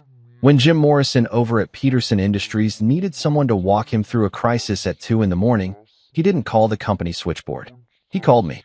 When Sarah Chun needed to restructure her entire procurement process, she didn't want some fresh-faced MBA. She wanted someone who understood her business inside and out. That someone was me. Sabrina thinks I'm going to slink away with my tail between my legs, probably go home and drink beer while I update my resume and pretend this whole thing was just a bad dream. She thinks 15 years of relationship building and client management can be replaced by whoever they stick in my chair and a couple of training sessions. She thinks that because she's got the title and the corner office, she's got the power. But I know better. Oh, I know so much better. See, while she was climbing the corporate ladder and playing office politics, I was building something that can't be replaced by a job posting on LinkedIn. I was creating dependencies, establishing trust, and making myself not just valuable, but irreplaceable in ways that go way beyond what's written in my employment contract. The beautiful thing about client relationships is that they're personal. You can fire an employee, but you can't fire 15 years of trust. You can deactivate a badge, but you can't deactivate loyalty. And you definitely can't restructure your way out of contractual obligations that were written specifically to protect both the client and the person they've chosen to work with. So yeah, I'm walking out of here today. I'm taking my tote bag and my severance packet and my wounded pride, and I'm going to go home and pour myself a drink. But I'm not slinking away. I'm not disappearing into the unemployment line with my tail between my legs. I'm counting days. Because in about 72 hours, when the first renewal notices start hitting desks and the clients start asking where I am, Sabrina's going to learn a very expensive lesson about the difference between being replaceable and being irreplaceable. And trust me, that's going to be one hell of an education. You know what's funny about getting fired? There's this weird moment of clarity that hits you right between the holy shit, this is actually happening, and the how am I going to pay my mortgage panic. It's like your brain suddenly switches into this hyper-focused mode where every detail becomes crystal clear, every sound gets amplified, and every person you pass becomes a character in the story of your professional execution.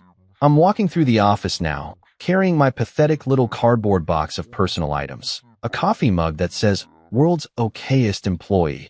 Ironic, considering. A picture of me and Sabrina from happier times that I'm definitely throwing in the trash when I get home, and some random office supplies that I probably stole from the supply closet over the years. But tucked under my arm, pressed against my ribs like it's made of solid gold, is something they don't know about. Something that's going to make this whole corporate soap opera a lot more interesting. The Lighthouse Binder. My baby. My masterpiece. 15 years of relationship management methodology condensed into a 300-page Bible of how to actually keep clients happy instead of just pretending to care about their needs during quarterly reviews. This isn't some generic sales manual that HR cooked up during a team-building retreat. This is real-world, battle-tested, client-approved methodology that I've been licensing to the company every single year since I developed it. See, here's something most people don't understand about corporate America. Everything's a license agreement if you're smart enough to make it one.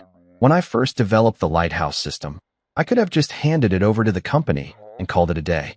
But I wasn't born yesterday, and I damn sure wasn't going to let some MBA with a corner office take credit for my life's work. So I did what any reasonable person would do. I kept the intellectual property rights and licensed it to them annually. Renewable contract, renegotiable terms, and most importantly, revocable if they decided to be idiots. Guess what just became revocable? I'm passing the reception desk now, and Patricia gives me this look that's half sympathy, half curiosity. She's been the face of this company for longer than most of the executives have been alive, and she's seen enough good people get marched out by bad leadership to write a book about it. Her eyes say what she can't, that this whole thing stinks worse than the fish sandwich they serve in the cafeteria on Fridays. Take care of yourself, honey, she says, and there's genuine warmth in her voice that makes my chest tighten a little bit. Patricia's good people. She remembers birthdays, asks about your kids, and actually gives a damn when you're having a rough day. She's everything this company used to stand for before it got taken over by spreadsheet warriors and PowerPoint generals. But it's Marcus who really gets it. Marcus, the security guard who's been posted by the front entrance for the past 8 years, watching the revolving door of corporate casualties come and go. He's this big, gentle giant of a guy who knows everyone's name and always has a kind word when you're having a shitty Monday. When he sees me approaching with my box of shame and my forced smile, his expression shifts into something that looks like righteous anger. "Man, this is bullshit," he says quietly, and the way he says it makes it clear that this isn't the first time he's watched someone get railroaded by the suits upstairs. "You're one of the good ones. Everyone knows it." I stop in front of his desk, and for a moment, I consider telling him about the Lighthouse Binder, about the renewal dates I've got memorized, about the beautiful chaos that's about to unfold over the next few weeks. But Marcus doesn't need to get caught up in the crossfire of what's coming. He's got a family to feed and bills to pay, just like the rest of us working stiffs trying to make it in this corporate wasteland. Thanks, man, I tell him instead. You keep your head down and stay out of the way for the next few weeks, all right? Things might get a little bumpy around here. He gives me a look that says he understands more than he's letting on, and I realize that Marcus has probably seen this movie before. He's watched the dominoes fall when key people get pushed out, seen the way client relationships crumble when companies think they can just plug in a replacement and expect everything to keep running smoothly. I don't argue with Sabrina on my way out. I don't stop by her new corner office to have some dramatic confrontation where I tell her exactly what I think about her leadership style and her questionable morals. I don't make a scene in the elevator or flip off the building as I walk to my car. Silence is a weapon when you know how to use it, and right now, silence is my best friend. See, here's what most people don't understand about revenge. The best kind is the kind that doesn't look like revenge at all. It looks like natural consequences. It looks like the inevitable result of bad decisions made by people who thought they were smarter than they actually were. And the most beautiful part? They do it to themselves while you sit back and watch the show. Sabrina thinks she just removed an obstacle from her path to corporate glory. She thinks she eliminated someone who might have been holding her back or stealing her thunder or whatever narrative she's constructed in her head to justify stabbing her own husband in the back. What she doesn't realize is that she just pulled the pin on a grenade and handed it back to me with a smile. In my head, the plan is already forming, like some kind of beautiful mathematical equation where every variable has been accounted for and every outcome calculated. I know the renewal calendar better than I know my own anniversary date, which, let's be honest, is probably going to be a moot point pretty soon anyway. I know exactly when each of our top 4 clients is going to get their renewal notices. I know exactly what their key person clauses say, and I know exactly what's going to happen when they start asking questions that Sabrina and her team can't answer. Client number 1, Morrison Industries, comes up for renewal in 3 days. Jim Morrison is old school, the kind of guy who still believes a handshake means something and loyalty goes both ways. He's been working with me personally for 7 years, and his contract specifically states that any major personnel changes require 60 days notice and client approval. They just violated that clause about 10 minutes ago. Client number 2, Chen Enterprises, renews next week. Sarah Chen doesn't just buy services, she buys relationships. She's told me on multiple occasions that the only reason she stays with our company is because she trusts me to handle her account personally.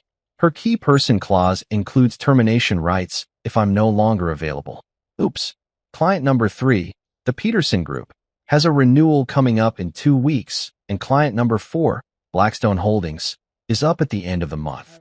Both have similar clauses. Both have relationships built on personal trust and years of consistent service, and both are about to discover that their primary contact just got shown the door by his own wife.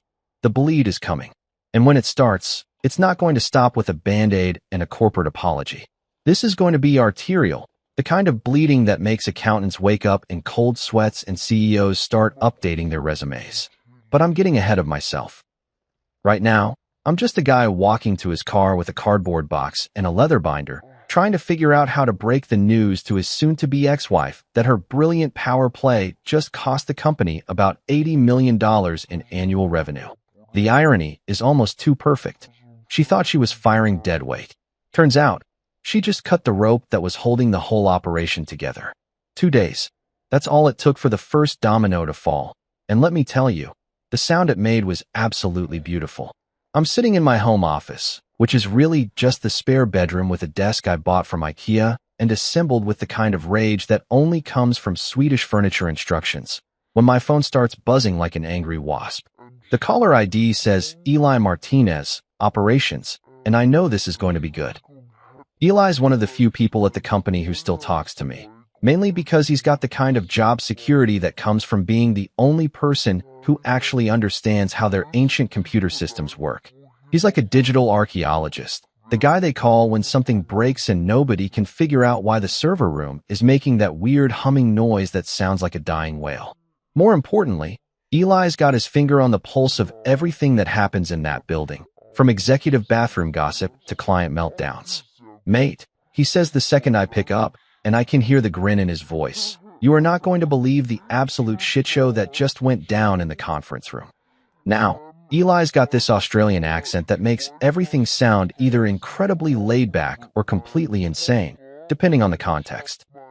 Right now, it's definitely leaning toward the insane side, and I can practically picture him sitting at his desk, surrounded by the usual chaos of cables and computer parts, trying not to laugh loud enough to get himself fired. Try me, I say, leaning back in my chair and putting my feet up on the desk. I've got a beer open. It's barely noon. But hey, unemployment has its perks, and I'm ready to hear about whatever fresh hell Sabrina has unleashed on the unsuspecting masses. Right, so your lovely wife, and I use that term with all the sarcasm I can muster. She rolled out her brilliant retention plan this morning. Eli continues, and I can hear him typing in the background, probably pulling up the disaster in real time. 1 webinar, 3 mass emails, and a PDF attachment that looks like it was designed by a drunk intern with a grudge against readable fonts. I nearly choke on my beer. That's it. That's her big strategy to keep our top clients happy. Oh, it gets better, mate. The webinar was titled Transitioning to Excellence, Your New Account Management Experience. I shit you not, that was the actual title.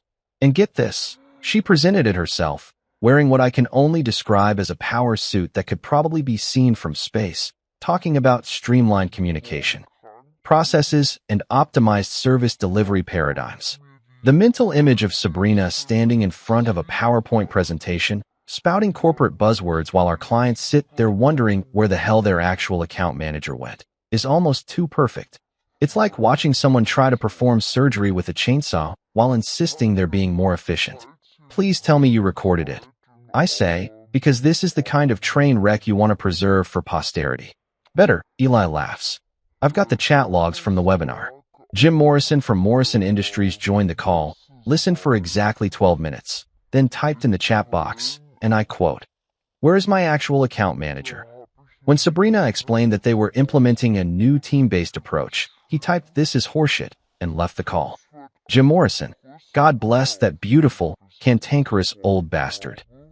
7 years of working with him, and I know exactly how his brain works.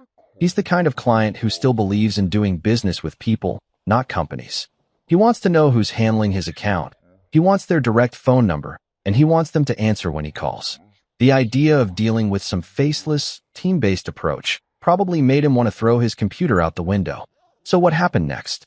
I ask, though I'm pretty sure I already know. Well, Morrison's assistant called about an hour after the webinar ended.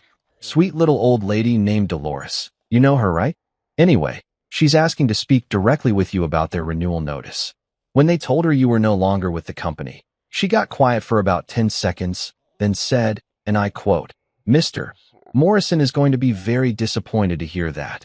The beauty of key person clauses is that they're not suggestions, they're contractual obligations. Morrison Industries specifically negotiated the right to terminate their agreement if their designated account manager was no longer available without proper notice and transition procedures. Proper notice means 60 days minimum, not a mass email and a webinar about paradigm shifts. Eli, tell me you have access to the renewal tracking system. I say, because I need to know exactly how this played out. Of course I do. I built the damn thing. He replies, and I can hear more typing. Let me pull up Morrison's file. Holy shit, mate. They didn't just complain. They sent official termination notice this morning, citing Section 4.7 of their service agreement, failure to maintain designated personnel without proper notification. There it is. The first crack in Sabrina's perfect little empire. $18 million in annual revenue, gone with a politely worded letter from Dolores and a key person clause that Sabrina apparently never bothered to read. What was the reaction upstairs? I ask, though I'm pretty sure I can guess. Oh, that's the best part, Eli says, and I can practically hear him rubbing his hands together with glee. Sabrina called an emergency meeting with the senior staff.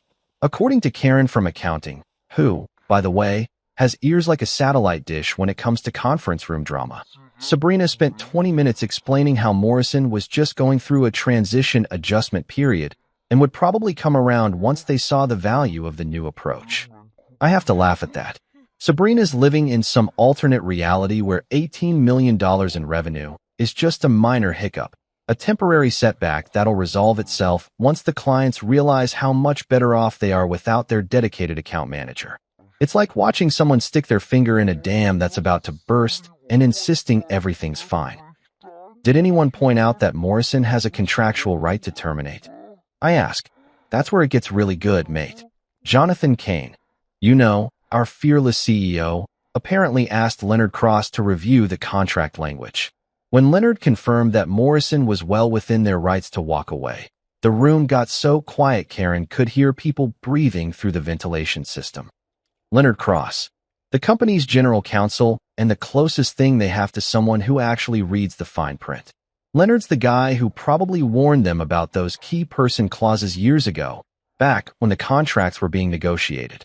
But nobody listens to the lawyers until the shit hits the fan, and by then it's usually too late to do anything except count the zeros on the damage estimate. So what's Sabrina's next brilliant move? I ask, settling back to enjoy the unfolding disaster. Well, according to my sources, and by sources, I mean Karen, who was refilling the coffee machine outside the conference room, Sabrina suggested that maybe they could convince Morrison to reconsider if they offered some kind of discount or service upgrade. Jonathan apparently just stared at her for about 30 seconds, then asked if she understood what contractual termination rights actually meant. The mental image of Sabrina trying to negotiate with a client who's already legally walked away is almost too perfect. It's like trying to return a rental car after you've already driven it off a cliff. The paperwork's been processed, the damage is done, and no amount of corporate double talk is going to change the reality of the situation. Here's the thing that's really got them spooked. Eli continues, lowering his voice like he's sharing state secrets. Morrison wasn't just any client. They were the flagship account, the one they put on all their marketing materials and client presentations. Losing them isn't just about the revenue, it's about credibility. Other clients are going to notice that their biggest success story just walked away. And that's when I realized the true beauty of what's happening. This isn't just about money, though $18 million is nothing to sneeze at. This is about reputation, about the story that gets told when potential clients start asking why Morrison Industries decided to take their business elsewhere after 7 years of partnership. Eli, do me a favor, I say, finishing the last of my beer and already reaching for another one. Keep an eye on the renewal calendar for the next couple of weeks. I have a feeling Morrison was just the opening act. Already on it, mate, he laughs. Chen Enterprises is up next week, and from what I hear, Sarah Chen has been trying to reach you directly ever since the news broke. Her assistant called 3 times yesterday asking for your personal contact information. Sarah Chen, another 7-year relationship, another key person clause, another $18 million in annual revenue that's about to evaporate like morning dew in the desert sun. The dominoes aren't just falling. They're launching themselves off the table with the kind of enthusiasm usually reserved for Black Friday shoppers and politicians during election season. This is going to get interesting, I say, and for the first time since Sabrina marched me out of that building, I'm genuinely enjoying myself. Interesting is one word for it, Eli replies. Catastrophic is another. But hey, at least the coffee machine's working again. After I hang up with Eli, I sit back in my chair and let the full scope of what's happening wash over me. Sabrina thought she was making a power play, eliminating someone she saw as competition or dead weight. What she actually did was take a sledgehammer to the foundation of their client relationships, and now she gets to watch the whole structure come tumbling down. The beautiful thing about revenge is that sometimes you don't have to do anything at all. Sometimes you just have to wait for gravity to do its work. My home office has turned into mission control for the most beautiful corporate meltdown I've ever witnessed. I've got a whiteboard that I borrowed from my neighbor's kid, don't ask. Long story involving a beer and a promise to help with his science fair project. And it's covered with red circles around dates that are about to become very, very expensive for my former employer. It's like having a countdown timer to Christmas, except instead of presents under the tree, there are going to be termination notices landing on desks like guided missiles. 9 days until client number 2, 15 days until client number 3, 23 days until client number 4. Each date is circled in bright red marker because there's something deeply satisfying about the visual representation of impending doom. I'm sitting here with my morning coffee. Unemployment has at least improved my caffeine schedule, staring at those numbers like a general studying a battle plan. Except in this war, I don't have to fire a single shot. All I have to do is wait for the enemy to shoot themselves in the foot. Client number 2 is Chun Enterprises, and if Jim Morrison was the warning shot, Sarah Chun is going to be the artillery barrage. I've been working with Sarah for 7 years, ever since she took over her family's import business and decided to drag it kicking and screaming into the 21st century. She's sharp as a tack, tougher than a $2 steak, and has exactly zero patience for corporate bullshit or excuses. Sarah doesn't just buy services from vendors. She builds partnerships with people she trusts. I remember the first time we met, she looked me dead in the eye and said, "I don't care what your company promises me. I care what you promise me. Because at the end of the day, when something goes wrong at 3 in the morning, I'm not calling your CEO. I'm calling you." That was 7 years ago, and she's called me at 3 in the morning exactly 4 times since then. Each time, I answered. Each time, I fixed whatever crisis was threatening to derail her operations. Each time, she remembered exactly who showed up when she needed them most. That's not the kind of relationship you replace with a webinar and a team-based approach. Her key person clause is even more ironclad than Morrison's. Where Morrison just had termination rights, Sarah negotiated for immediate cancellation without penalty if her designated account manager was removed without her explicit approval. She learned that trick from a bad experience with her previous vendor, who tried to pawn her off on some junior account rep after 3 years of working with their senior partner. My phone's been buzzing all morning with calls from unknown numbers, and I'm pretty sure at least half of them are from Chun Enterprises trying to track me down. Sarah's assistant, Lisa, is probably working her way through every directory she can find, because when Sarah Chun wants to talk to someone, she finds a way to make it happen. It's one of the things I've always admired about her. She doesn't take no for an answer, especially when it comes to protecting her business interests. I let the calls go to voicemail for now. There's something to be said for making people work a little bit to reach you, especially when you know they're going to be asking you to save them from a disaster they created for themselves. Besides, I want to see exactly how this plays out according to Sabrina's brilliant new customer retention strategy. According to my inside source, and by that I mean Eli, who's been keeping me updated with the kind of regular reports usually reserved for war correspondents, Sabrina's team sent Sarah the same mass email they sent to Morrison, followed by an invitation to the same generic webinar about transitioning to excellence. They might as well have sent her a form letter that said, "Dear valued customer, we've decided your account isn't important enough to warrant personal attention anymore.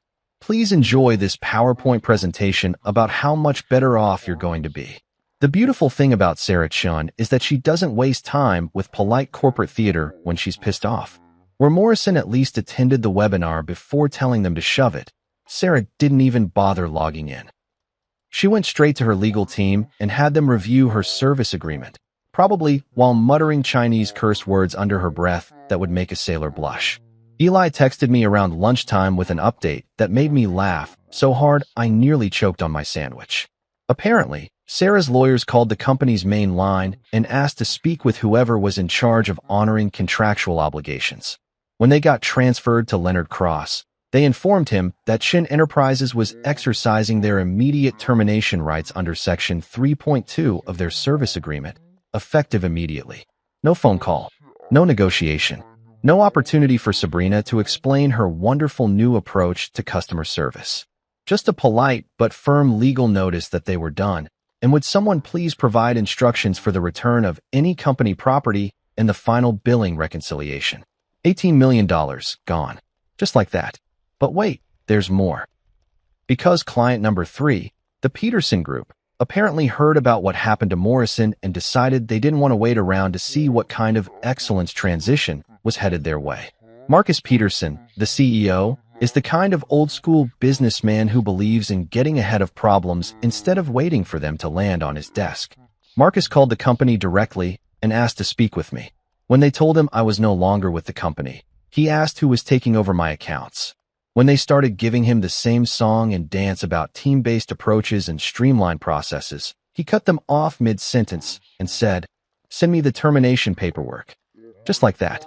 No drama, no negotiations, No last-ditch efforts to save the relationship.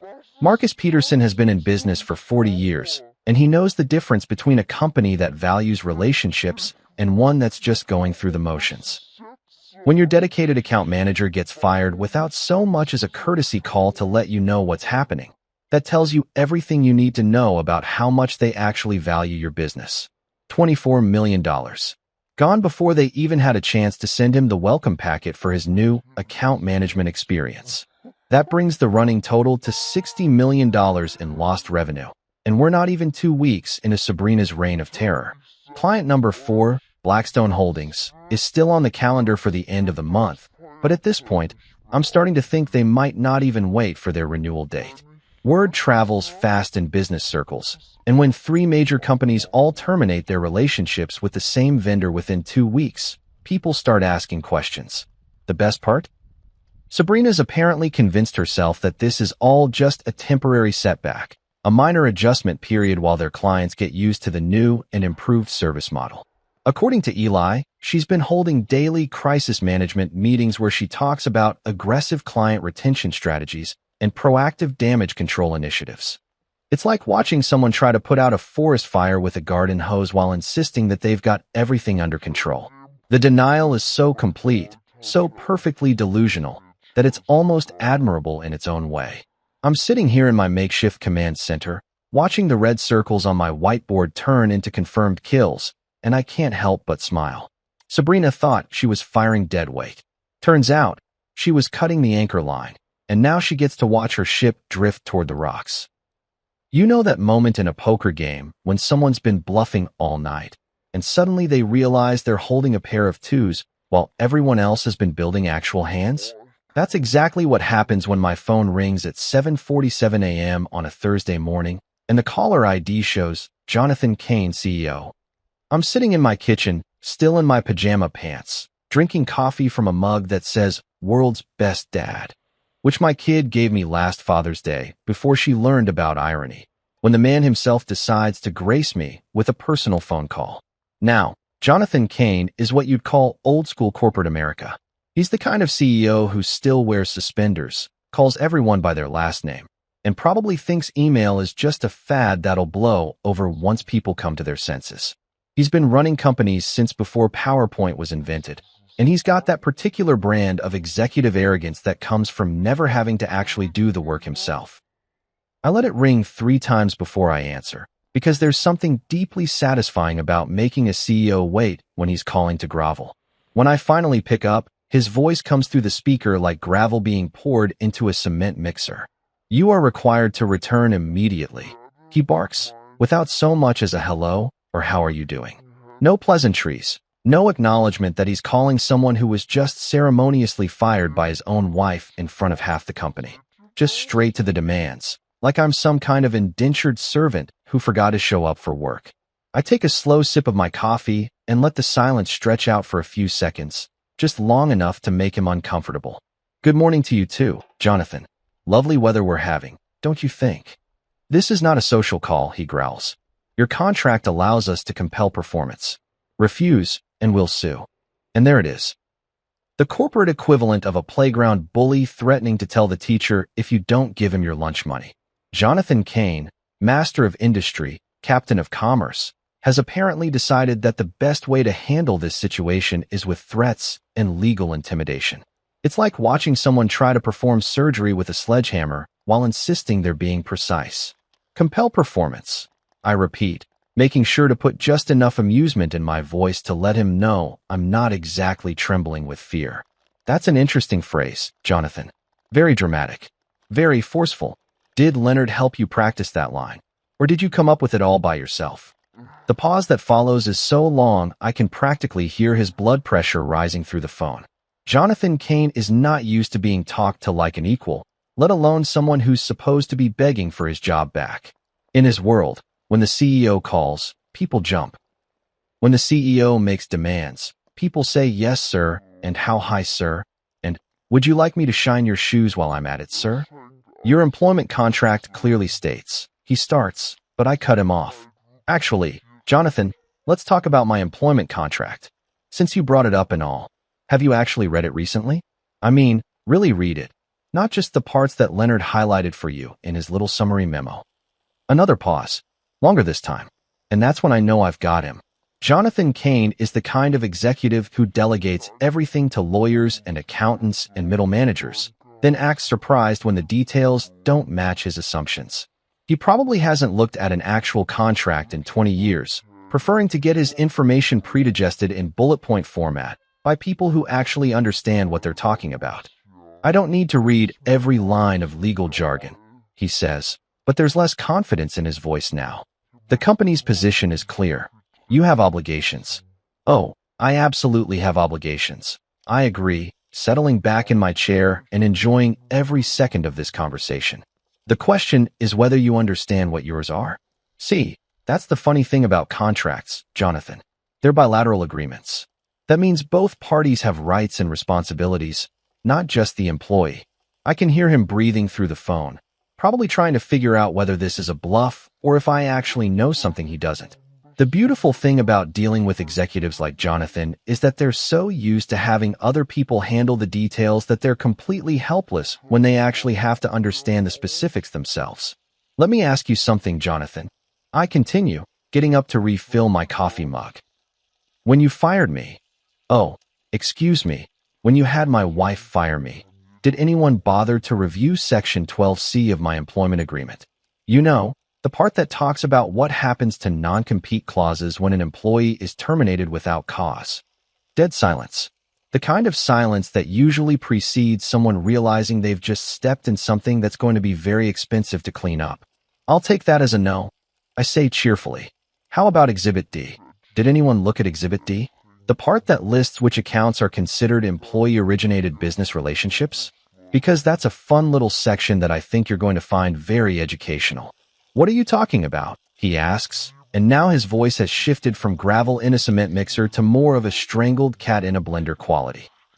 I'm talking about the fact that you just voided my non-compete agreement for my top 4 accounts, which collectively represent about $80 million in annual revenue.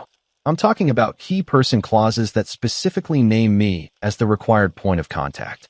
I'm talking about breach of contract penalties that are going to make your quarterly numbers look like a natural disaster hit them. The silence stretches out so long I start to wonder if he's hung up. But then I hear what sounds like papers rustling. Probably Jonathan frantically searching through his desk for documents he should have read before making threats. But here's the really interesting part, Jonathan. I continue, because I'm just getting warmed up. Section 12C also includes a lovely little clause about what happens if the company attempts to compel my return to service after an unlawful termination. Want to guess what the penalty is for that? More silence, more paper rustling. And then, in a voice that suddenly lost all its bluster, what do you want? What I want is for you to hang up this phone, walk down the hall to Leonard's office, and have him explain to you exactly how badly you've screwed this up. Then, once you understand the full scope of the legal and financial clusterfuck you've created, you can call me back, and we can have a proper conversation. This is blackmail, he says, but there's no conviction in it. It's the kind of half-hearted accusation that people make when they know they're beaten but don't want to admit it. No, Jonathan, this is contract law. Blackmail would be if I threatened to expose something embarrassing unless you paid me money. This is just me explaining the legal consequences of decisions that have already been made. Big difference. I pause to take another sip of coffee, letting him stew in the implications of what I've just told him. Oh, and Jonathan, when you have that chat with Leonard, make sure he explains the Lighthouse licensing agreement to you, because that's a whole separate conversation we're going to need to have about intellectual property rights and unauthorized usage. But let's take this one catastrophe at a time, shall we? You can't, he starts. Actually, I can, and I will. The question is whether you want to do this the easy way or the hard way. Your choice. I hang up before he can respond, because there's nothing quite like leaving a CEO speechless and scrambling to understand how badly he's miscalculated. In about 20 minutes, Leonard Cross is going to get the most uncomfortable phone call of his legal career, and Jonathan Kane is going to learn that threatening people with lawsuits only works when you actually understand what the law says. There's an art to dressing for corporate warfare, and this morning I'm painting a masterpiece. Standing in front of my bedroom mirror, I'm putting together an outfit that says, I'm completely relaxed while you're having a nervous breakdown. Navy blazer, not black, because black says funeral, and I'm not here to bury anyone, just to watch them dig their own graves. White dress shirt, but no tie, because ties are for people who need to prove they belong in the room. Dark jeans instead of dress pants, because I want them to remember that I don't work for them anymore. The only jewelry I'm wearing is my wedding ring, which is probably going to be ironic as hell by the end of this meeting. But hey, I'm not the one who decided to mix business with personal vendettas. That honor goes to my loving wife, who's probably sitting in her corner office right now, trying to figure out how her brilliant power play turned into a legal and financial nightmare. My leather folio, the good one, the one I bought when I thought I was going to be a lifer at this company, contains 3 crisp copies of my employment contract, each one tabbed and highlighted like a legal brief. Section 12C is marked in bright yellow on all 3 copies, because there's something deeply satisfying about making sure everyone in the room can see exactly where their legal team screwed up. In a separate folder, I've got a decade's worth of Lighthouse licensing agreements, all signed by various company executives who probably never bothered to read the fine print. The drive to the office takes me through downtown, past all the usual corporate monuments to capitalism and questionable decision-making. The morning traffic is typical for a Tuesday, a slow-moving parade of people heading to jobs they probably hate, driving cars they can't really afford, listening to radio DJs who think they're funnier than they actually are. But today feels different. Today, I'm not just another commuter grinding through another day of corporate servitude. Today, I'm walking back into that building as something much more dangerous than an employee. I'm walking in as someone who holds the keys to their entire operation and doesn't owe them a damn thing. The security desk is still manned by Marcus, who gives me a look that's equal parts surprise and respect when I walk through the front entrance. He knows why I'm here. News travels fast in a building this size, especially when the CEO starts making panicked phone calls to former employees at 7 in the morning. Back for the show? He asks quietly as I sign the visitor log. Wouldn't miss it for the world, I reply, clipping the temporary badge to my blazer. This should be more entertaining than anything on Netflix. The elevator ride to the executive floor feels longer than usual, probably because I'm actually looking forward to what's waiting for me instead of dreading another day of cubicle imprisonment. When the doors open, Patricia at the reception desk gives me a smile that says she knows exactly what's about to happen and she's rooting for me. Conference room B, she says without me having to ask. They're waiting for you. Conference room B, the big one, with the mahogany table that probably cost more than most people's cars and the floor-to-ceiling windows that look out over the city. It's where they hold board meetings and contract negotiations and the kind of conversations that determine whether companies live or die. Today, it's going to be the scene of one of the most expensive lessons in contract law this company has ever received. I pause outside the door for a moment, adjusting my blazer and checking my watch. I'm exactly on time, which is important when you're about to demonstrate just how thoroughly someone has underestimated you. Being late would suggest desperation or disorganization. Being early would suggest eagerness to please. Being exactly on time suggests that you're in complete control of the situation. When I open the door, the tableau inside is absolutely perfect. Jonathan Kane is sitting at the head of the table, wearing his usual power suit and looking like he'd rather be anywhere else in the world. His face has that particular shade of gray that comes from spending the night reading legal documents and realizing just how badly you've screwed up. Sabrina is sitting to his right, and the sight of her almost makes me laugh out loud. She's dressed for battle in her sharpest business attire, her hair pulled back in what I call her corporate dominatrix style, and she's wearing an expression that suggests she still thinks she's in control of this situation. The delusion is almost admirable in its completeness. Leonard Cross, their general counsel, is sitting at the far end of the table, surrounded by enough legal documents to build a small fort. Leonard's a good lawyer, probably the only competent person in this entire organization, but right now he looks like a man who's been asked to perform surgery with a rusty spoon. His usual calm demeanor has been replaced by something that looks suspiciously like barely controlled panic. And then there's Pauline from HR, sitting off to the side with a stack of papers. She's shuffling like a nervous dealer in a high-stakes poker game. Pauline's a nice lady, but she's completely out of her depth in this kind of situation. She's probably here because someone thought they needed HR representation, not realizing that this stopped being an HR issue the moment they violated my contract. I take my seat across from Sabrina, directly in Jonathan's line of sight, and place my folio on the table with the kind of deliberate precision that suggests I know exactly what I'm doing. The silence in the room is thick enough to cut with a knife, and I can practically feel the tension radiating off everyone except me. "Good morning, everyone," I say cheerfully, unzipping my folio and pulling out the first set of documents. "Beautiful day, isn't it? Perfect weather for a contract review." Jonathan clears his throat and starts to speak, probably launching into some prepared speech about obligation and duty and corporate responsibility. But I'm not really listening to the words. I'm watching their faces, reading the body language, enjoying the way Leonard's pen keeps tapping against his legal pad like a nervous metronome. Before we get started, I interrupt, sliding the first contract across the table. I thought it might be helpful if everyone had a copy of my employment agreement. You know, just so we're all working from the same playbook. I slide the second copy to Sabrina, who accepts it like she's being handed a live grenade. The third copy goes to Leonard, who immediately flips to Section 12C and starts reading with the kind of intensity usually reserved for bomb disposal instructions. "Now then," I say, settling back in my chair and folding my hands in front of me, "shall we discuss exactly how this is going to work?" There's something absolutely beautiful about watching someone's world collapse in slow motion, especially when that someone spent the last 2 weeks acting like they held all the cards. I'm sitting across from Leonard Cross, the company's general counsel, and I can literally see the moment when the legal implications of their actions hit his brain like a freight train carrying a cargo load of "oh shit." Leonard starts reading my employment contract the way most people read their own medical test results.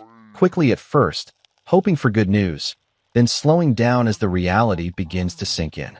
His eyes are moving across the page with increasing deliberation, and I can pinpoint the exact second when he reaches Section 12C because his pen stops mid-tap and freezes in the air like someone just hit the pause button on his entire nervous system. "Son of a bitch," he mutters under his breath, probably forgetting that he's in a room full of people who can hear him. Leonard's usually the picture of professional composure, the kind of lawyer who could negotiate a hostage situation while sipping tea and discussing the weather. But right now, he looks like a man who just realized he's been playing chess while everyone else was playing checkers, and the board is about to be flipped over. His pen starts moving again, but now it's darting between different sections of the contract, cross-referencing clauses like he's trying to solve a puzzle that keeps getting more complicated with every piece he adds. He flips to Exhibit D, reads for about 30 seconds, then looks up at me with an expression that suggests he's beginning to understand just how thoroughly they've been outmaneuvered. "This is," he starts, then stops, probably trying to find a professional way to say catastrophically fucked in front of his CEO and the VP who caused this entire mess. "Comprehensive," I suggest helpfully. "Well written, legally binding." Leonard's face has gone from its usual healthy pink to something approaching the color of day-old oatmeal. He's reading Section 12C again, his lips moving slightly as he works through the language, and I can practically see the dollar signs adding up behind his eyes. Section 12C is a thing of beauty, really. It's the kind of contract clause that looks innocuous enough when you're negotiating it, but becomes absolutely devastating when someone actually has to enforce it. The language is simple, elegant, and about as ironclad as legal writing gets. In the event of termination without cause, all non-compete restrictions pertaining to employee-originated business relationships shall be considered null and void, and any attempt by the company to compel continued service shall trigger a mandatory buyout provision equal to 2.5 times the trailing 12-month revenue of all affected accounts. Asterisk. The beauty of that clause is in its simplicity. No wiggle room, no subjective interpretation, no gray areas for lawyers to argue about. They fired me without cause. Check. They attempted to compel my return to service. Double check. The buyout provision is now in effect, and the meter is running. But Leonard's not done reading yet. He's moved on to the really fun part, the section that defines employee-originated business relationships and lists them in Exhibit D. His pen is moving faster now, probably adding up numbers in his head, and with each calculation, his face gets a little paler. Exhibit D is where I really showed my cards when I negotiated this contract 5 years ago. Most employees just accept whatever non-compete language the company throws at them, but I was smarter than that. I insisted on specific language that distinguished between company-generated leads and relationships that I built personally. Morrison Industries, Chen Enterprises, Peterson Group, Blackstone Holdings.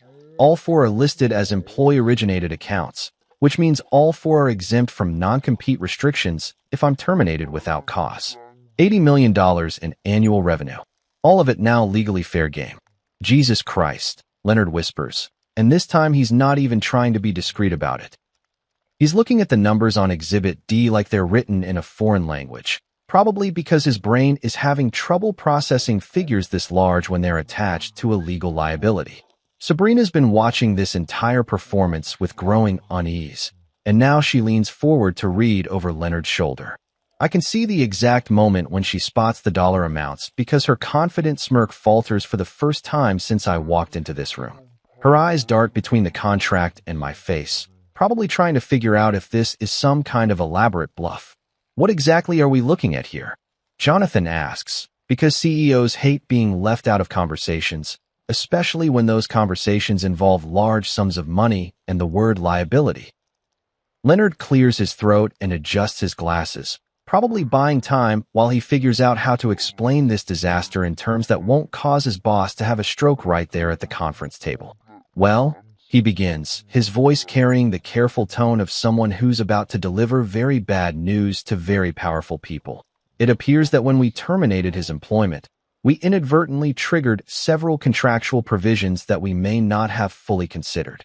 Inadvertently triggered. I repeat, savoring the corporate euphemism. That's a nice way of putting it, Leonard. Very diplomatic.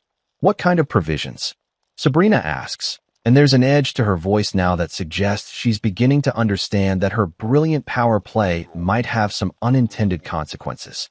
Leonard looks down at the contract, then back up at the room, like he's trying to figure out the least damaging way to explain that they've just stepped on a legal landmine. The termination voided his non-compete agreement for his primary accounts, he says slowly, and the CEO's attempt to compel his return to service has triggered a buyout provision. How much? Jonathan asks, cutting straight to the bottom line like any good CEO. Leonard does some quick math on his legal pad, double-checking figures that he probably wishes were smaller. Much smaller. Based on the trailing revenue figures for the four accounts listed in Exhibit D, and applying the 2.5 multiplier specified in Section 12C. He pauses, probably hoping the numbers will somehow change if he stares at them long enough.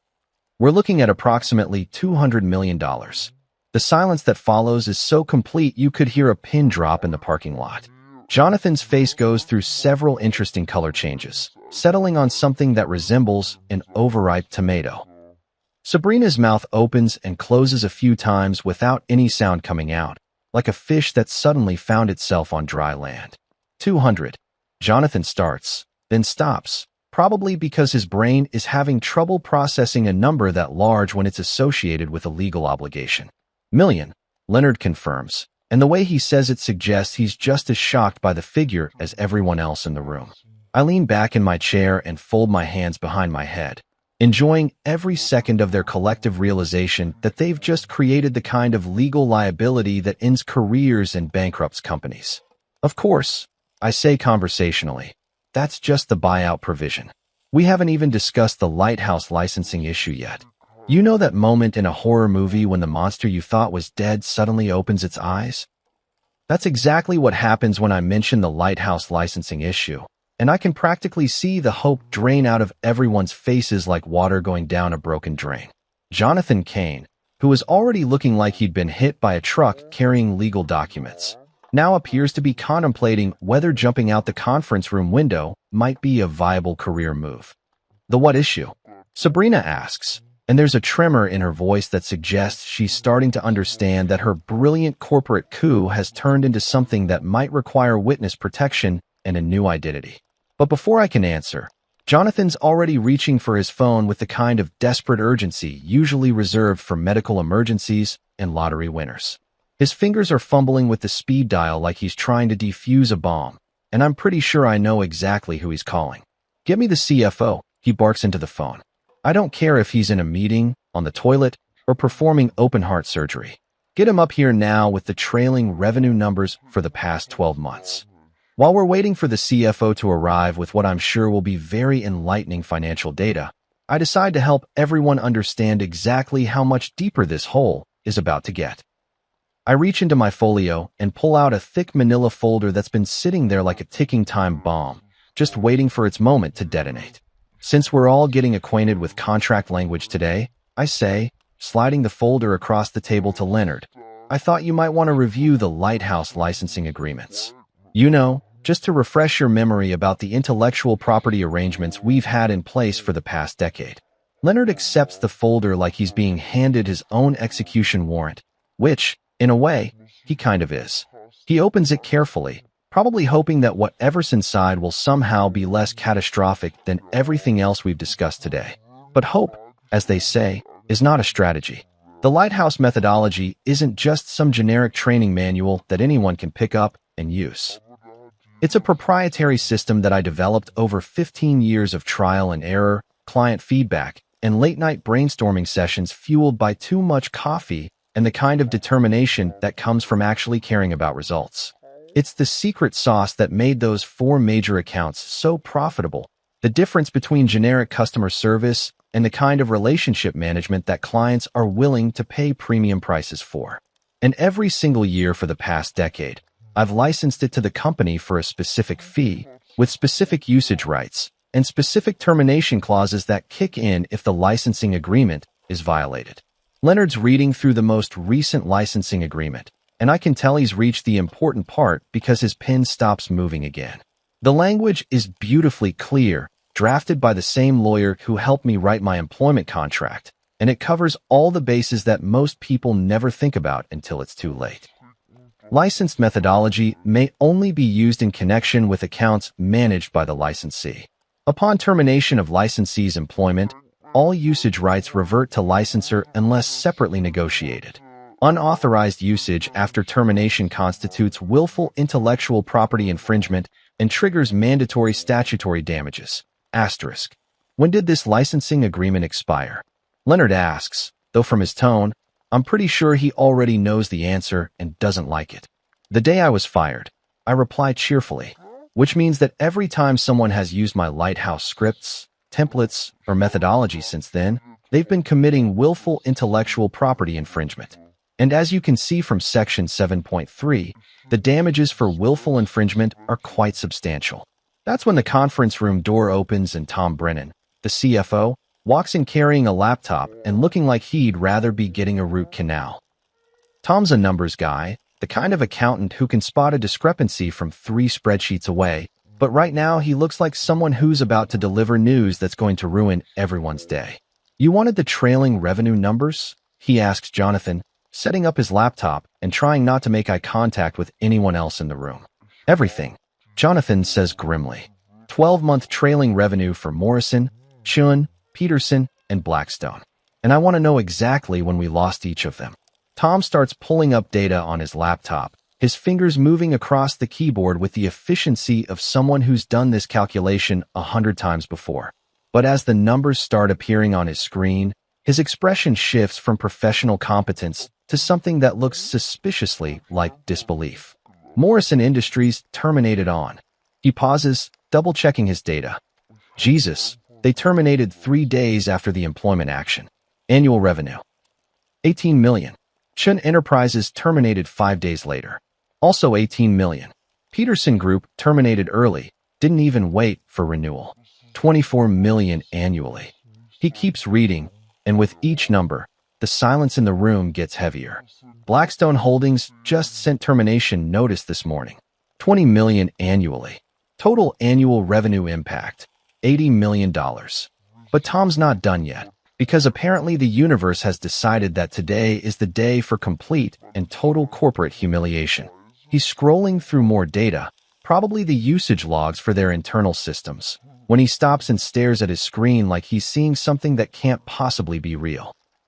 There's something else, he says, and the way he says it suggests that whatever's coming next is going to make the $80 million loss look like pocket change. What? Jonathan asks, though from his tone, He's clearly not sure he wants to know. According to the system logs, we've been using the Lighthouse methodology on 17 different accounts since the termination date. Sales scripts, client communication templates, retention protocols, all of it. Now it's my turn to look surprised, because I honestly thought they might have been smart enough to stop using my intellectual property once they fired me. But apparently, when you're dealing with people who think firing your top relationship manager is a good business strategy, you can't expect them to understand the finer points of intellectual property law. 17 accounts. I ask, pulling out my phone to access the calculator app. Tom, what's the combined annual revenue for those 17 accounts? Tom's fingers dance across his keyboard for a few more seconds. Then he looks up with the expression of someone who's just calculated the trajectory of an incoming meteor. $140 million, he says quietly. I punch the numbers into my calculator, applying the statutory damages formula that's clearly spelled out in the licensing agreement. Willful intellectual property infringement carries damages of 3 times the licensing fee, calculated as a percentage of the revenue generated using the stolen methodology. Leonard, I say, sliding my phone across the table so he can see the calculation, you might want to add this to your damage assessment. Leonard looks at the number on my phone screen, then looks at his legal pad where he's been tracking the running total of their legal liability. His pen moves slowly across the page, adding figures that probably seemed impossible an hour ago. The intellectual property damages come to approximately $150 million, he says, his voice barely above a whisper. So our total exposure is... Jonathan starts, then stops, probably because his brain is refusing to process numbers this large when they're attached to his company's legal obligations. $350 million, Leonard finishes. Give or take a few million for incidental damages and legal fees. The silence that follows is so complete you could probably hear someone thinking in the next building. $350 million. That's not just a lawsuit. That's the kind of corporate extinction event that ends up as a case study in business schools around the world. But wait, there's more. Because while everyone's busy contemplating bankruptcy and career suicide, my phone starts buzzing with a text message from Eli that's going to make this whole situation even more interesting. There's something deeply satisfying about watching powerful people realize they're completely screwed, especially when they did it to themselves with the kind of spectacular incompetence that should probably be studied by future generations as a cautionary tale. The text from Eli that just lit up my phone is the cherry on top of this corporate disaster sundae. But I'm going to save that particular revelation for dessert. Right now, it's time for the main course. I reach back into my folio and pull out 2 envelopes, one thick, one slightly less thick, both sealed and labeled with the kind of professional presentation that says, I've been planning this moment for a while. These aren't hastily scribbled notes or last-minute demands. These are carefully crafted proposals that I've been working on since the moment Sabrina marched me out of this building, complete with legal review, financial projections, and enough detail to make a Harvard MBA weep with admiration. Before we continue down this path of mutual destruction, I say, placing both envelopes in the center of the conference table like I'm dealing cards in the world's most expensive poker game, I thought it might be helpful to discuss some alternative arrangements that could benefit everyone involved. Jonathan's staring at the envelopes like they might explode if he looks at them wrong, which, given the way this meeting has been going, is probably not an unreasonable concern. Sabrina's trying to maintain her composure, but I can see the cracks forming in her corporate facade. She's starting to understand that her brilliant power play has turned into something that might require selling vital organs to cover the legal damages. Leonard, bless his heart, is probably the only person in this room who fully grasps the legal implications of what we've been discussing, and right now he's looking at me like I'm either a genius or a sociopath. Possibly both. What kind of alternative arrangements? Jonathan asks, his voice carrying the careful tone of someone who's drowning and just spotted what might be a life preserver floating nearby. I lean back in my chair and fold my hands in front of me, taking a moment to enjoy the complete reversal of power dynamics that has taken place in this room. An hour ago, they thought they were calling me in here to grovel and beg for my job back. Now they're hoping I might throw them a rope before their entire company disappears beneath the waves of legal liability. Well, I begin, tapping the first envelope with my finger, Option A represents what I like to call the everyone wins scenario. It's a comprehensive consulting agreement that would allow me to return to managing my client relationships while protecting the company from the rather substantial legal exposure we've been discussing. I slide option A toward Jonathan, but I don't let him open it yet. There's an art to this kind of negotiation, and timing is everything. You have to let them understand exactly how bad their situation is before you offer them a way out. Otherwise, they might think they still have room to negotiate. The consulting arrangement would be structured as follows. I continue, pulling out my phone to reference the notes I've been keeping. $900 per hour. That's significantly below my normal rate, by the way, with a minimum commitment of 200 hours, payable in advance. The Lighthouse licensing agreement would be reinstated at triple the previous rate, reflecting the increased value of the methodology now that we've seen what happens when it's not properly managed. I can see Jonathan doing quick math in his head, probably calculating that $1,800 for a minimum engagement is a bargain compared to $350 million in legal damages. But I'm not done yet. Additionally, there would need to be a public acknowledgement of the circumstances that led to this situation, including a formal apology for the way my termination was handled and the impact it had on client relationships. And finally, as a gesture of good faith and to ensure this kind of situation doesn't arise again, Sabrina would need to tender her resignation from the VP position, effective immediately. The last part hits Sabrina like a slap across the face. Her carefully maintained composure finally cracks, and for the first time since this whole mess started, I see genuine fear in her eyes. She's beginning to understand that her corporate coup hasn't just failed. It's blown up in her face in the most spectacular way possible. "You can't be serious," she says, her voice climbing toward hysteria. "You can't expect me to resign because of some contract technicality." "It's not a technicality, sweetheart," I reply, using the same tone she used when she fired me in front of half the office. "It's called consequences. You made a series of decisions that have put this company in legal jeopardy, and now someone has to take responsibility for those decisions." But I'm not finished with my presentation yet. I reach for the second envelope, the thicker one, and place it directly in front of Jonathan with the kind of deliberate precision that suggests this is the option I'm really hoping they'll choose. Option B. I say, my voice taking on the cheerful tone of someone who's about to deliver news that will ruin several people's entire decade. Represents what happens if we can't reach an amicable agreement through option A. I don't open option B yet either, because the anticipation is half the fun. Instead, I pull out my phone again and show them the text message from Eli that arrived a few minutes ago. The message is short, but it contains information that's going to make their already impossible situation even worse. "My friend in operations just sent me some interesting news," I say, holding up my phone so everyone can see the screen. Apparently, Blackstone Holdings didn't just terminate their contract this morning. They've already signed a new agreement with Morrison Strategic Partners. That's Morrison Industries' consulting arm, in case you were wondering. And according to my sources, Shin Enterprises and Peterson Group are in advanced negotiations to join them. The implications of what I've just said hit the room like a tactical nuclear weapon. It's not just that they've lost 4 major clients. It's that those clients are now actively working together with a competitor, taking their business relationships and institutional knowledge with them. It's the kind of client exodus that turns quarterly losses into annual disasters. But here's the really interesting part. I continue, because apparently I'm not done destroying their day yet. Morrison Strategic Partners has already reached out to me through intermediaries, and they're very interested in bringing me on board as their senior partner for client relationship management.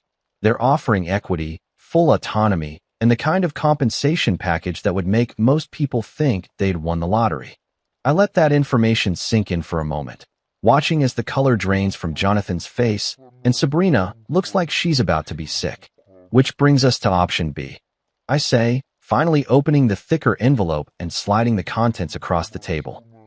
If we can't reach an agreement through option A, then I accept the position with Morrison Strategic Partners, take my 4 whale clients with me, which, as we've established, is completely legal under the circumstances, and you wire the buyout plus intellectual property damages to my account by 5 o'clock Friday afternoon.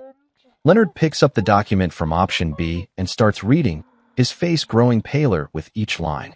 It's a detailed invoice for the full $350 million, complete with legal citations, damage calculations, and wire transfer instructions. This is extortion, Sabrina says, but her voice lacks any conviction. She knows it's not extortion. It's just the inevitable result of very bad decisions made by people who thought they were smarter than the contracts they were signing. Leonard looks up from the invoice and shakes his head slowly. No, he says quietly, it's not extortion. This is exactly what our legal exposure would be if this went to court. If anything, option A is incredibly generous considering the circumstances. I stand up and adjust my blazer, taking a moment to look around the room at the faces of people who thought they held all the power an hour ago. Now they're staring at two envelopes that represent the difference between corporate survival and complete financial destruction. I'll give you 24 hours to decide, I say, walking toward the door. But I should mention that Morrison Strategic Partners would like an answer by Thursday, so I wouldn't recommend taking too long to mac. There's a moment in every great revenge story where you get to watch your antagonist realize that they've been playing checkers while you've been playing chess, and their entire world is about to collapse around them like a house of cards in a hurricane. For me, that moment comes when I tap the thicker envelope, option B, with my index finger and watch Sabrina's face go through more color changes than a mood ring at a bipolar convention. I'm standing now, having delivered my ultimatum with the kind of calm precision that comes from knowing you hold all the cards, have read all the fine print, and have spent the last 2 weeks planning this moment down to the smallest detail. The silence in the conference room is so thick you could cut it with a chainsaw, and I'm pretty sure I can actually hear hearts breaking and careers ending in real time. 24 hours. I repeat, slinging my leather folio over my shoulder like I'm heading out for a casual lunch instead of walking away from the most expensive corporate negotiation in this company's history. But honestly, if I were you, I wouldn't wait too long to make a decision. These kinds of opportunities have a tendency to expire when you least expect them to. Sabrina's staring at option B like it's written in hieroglyphics, her eyes scanning the numbers that represent not just financial devastation, but the complete and utter destruction of everything she thought she'd accomplished by firing me. $350 million. It's not just a lawsuit. It's the kind of figure that ends companies, ruins careers, and gets written up in business school textbooks as a cautionary tale about what happens when ambition exceeds competence. This can't be right, she whispers, and there's a tremor in her voice that suggests she's beginning to understand that her brilliant power play has turned into the corporate equivalent of stepping on a landmine while juggling live grenades. These numbers, they're impossible. But Leonard Cross, bless his legally trained heart, is already nodding his head with the grim resignation of someone who's read enough contracts to know when the other side has you dead to rights. Actually, he says quietly, these calculations are entirely accurate. If anything, they're conservative. In court, we'd probably be looking at punitive damages on top of the statutory amounts. I pause at the door, my hand on the handle, and turn back to look at the tableau of corporate destruction I'm leaving behind. Jonathan Kane, master of industry, looks like he's aged about 10 years in the last hour. His usual confident demeanor has been replaced by something that resembles a man who's just watched his life's work disappear into a legal black hole. Tom Brennan, the CFO, is staring at his laptop screen like he's hoping the numbers will somehow change if he looks at them hard enough. But numbers don't lie, and the financial reality of their situation is as unavoidable as gravity. $350 million in legal liability, plus the loss of $80 million in annual revenue, plus the reputational damage that comes from having your 4 biggest clients walk away in the span of 2 weeks.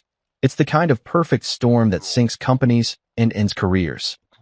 Pauline from HR is shuffling her papers like she's trying to find some policy manual that covers this kind of situation, but there's no corporate handbook for what to do when your VP's personal vendetta destroys the company. She's probably already updating her resume in her head, because when word of this gets out, and it will get out, because these things always do, everyone even remotely connected to this disaster is going to need a new job. But it's Sabrina who really captures my attention, because she's the one who started this whole beautiful mess with her delusions of corporate grandeur and her complete inability to understand the difference between authority and competence. She's reading through option B again, her lips moving slightly as she works through the numbers. And I can see the exact moment when the full scope of what she's done finally penetrates her consciousness. Her face goes from pale to green to something approaching the color of fresh concrete, and her hands are actually shaking as she holds the document. This isn't just about money anymore. This is about the complete destruction of everything she thought she'd built for herself. The corner office, the VP title, the respect of her colleagues, the financial security that comes with executive compensation. All of it about to disappear because she thought firing her own husband would be a good career move. "Oh my God," she whispers, and the way she says it makes it clear that she's finally understanding the true cost of her ambition. "Oh my God, what have I done?" It's a beautiful moment, really. The kind of perfect karmic justice that makes you believe the universe occasionally gets things right. Sabrina Hale, who walked into my cubicle 2 weeks ago with that predatory smile and her syrup-over-broken glass voice, is now staring at the wreckage of her own making and realizing that her brilliant corporate coup has turned into professional suicide. Jonathan's jaw is clenched so tight I'm surprised his teeth don't shatter, and when he finally speaks, his voice has the quality of someone who's trying very hard not to scream. How long do we have before this becomes public? It's a good question, and one that shows he's finally starting to think strategically instead of just reactively. Corporate disasters like this don't stay secret for long, especially when they involve client defections and legal liabilities that could bankrupt the company. "Well," I say, checking my watch with exaggerated casualness, "Morrison Strategic Partners is making their announcement about the new client acquisitions at a press conference tomorrow afternoon. Chun Enterprises and Peterson Group will probably issue their own statements about the partnership shortly after that. And Blackstone Holdings has never been particularly subtle about their business decisions. The implications are clear. By tomorrow evening, the entire industry is going to know that this company lost 4 major clients in 2 weeks, and the speculation about why is going to be absolutely brutal. When potential clients start asking questions about stability and relationship management, the answers aren't going to be pretty. As for the legal proceedings, I continue. I suppose that depends on which option you choose. Option A keeps everything quiet and professional. Option B, well, let's just say that $350 million lawsuits tend to attract a certain amount of media attention. I open the door and step into the hallway, where Patricia is sitting at her reception desk, probably listening to every word that's been said in that conference room for the past hour. She gives me a smile that says she knows exactly what just happened, and she's rooting for me, which is nice because at least someone in this building has good judgment. Have a wonderful rest of your day, everyone. I call back into the conference room, my voice carrying the cheerful tone of someone who's just concluded a very successful business meeting. I'll be expecting your decision by tomorrow afternoon. Don't disappoint me. As I walk toward the elevator, I can hear the explosion of voices that erupts the moment the conference room door closes behind me. Shouting, accusations, the sound of people who thought they were in control suddenly realizing they're passengers on the Titanic and someone just handed them a bucket to bail water. The elevator ride down feels shorter than usual, probably because I'm actually enjoying myself for the first time in 2 weeks.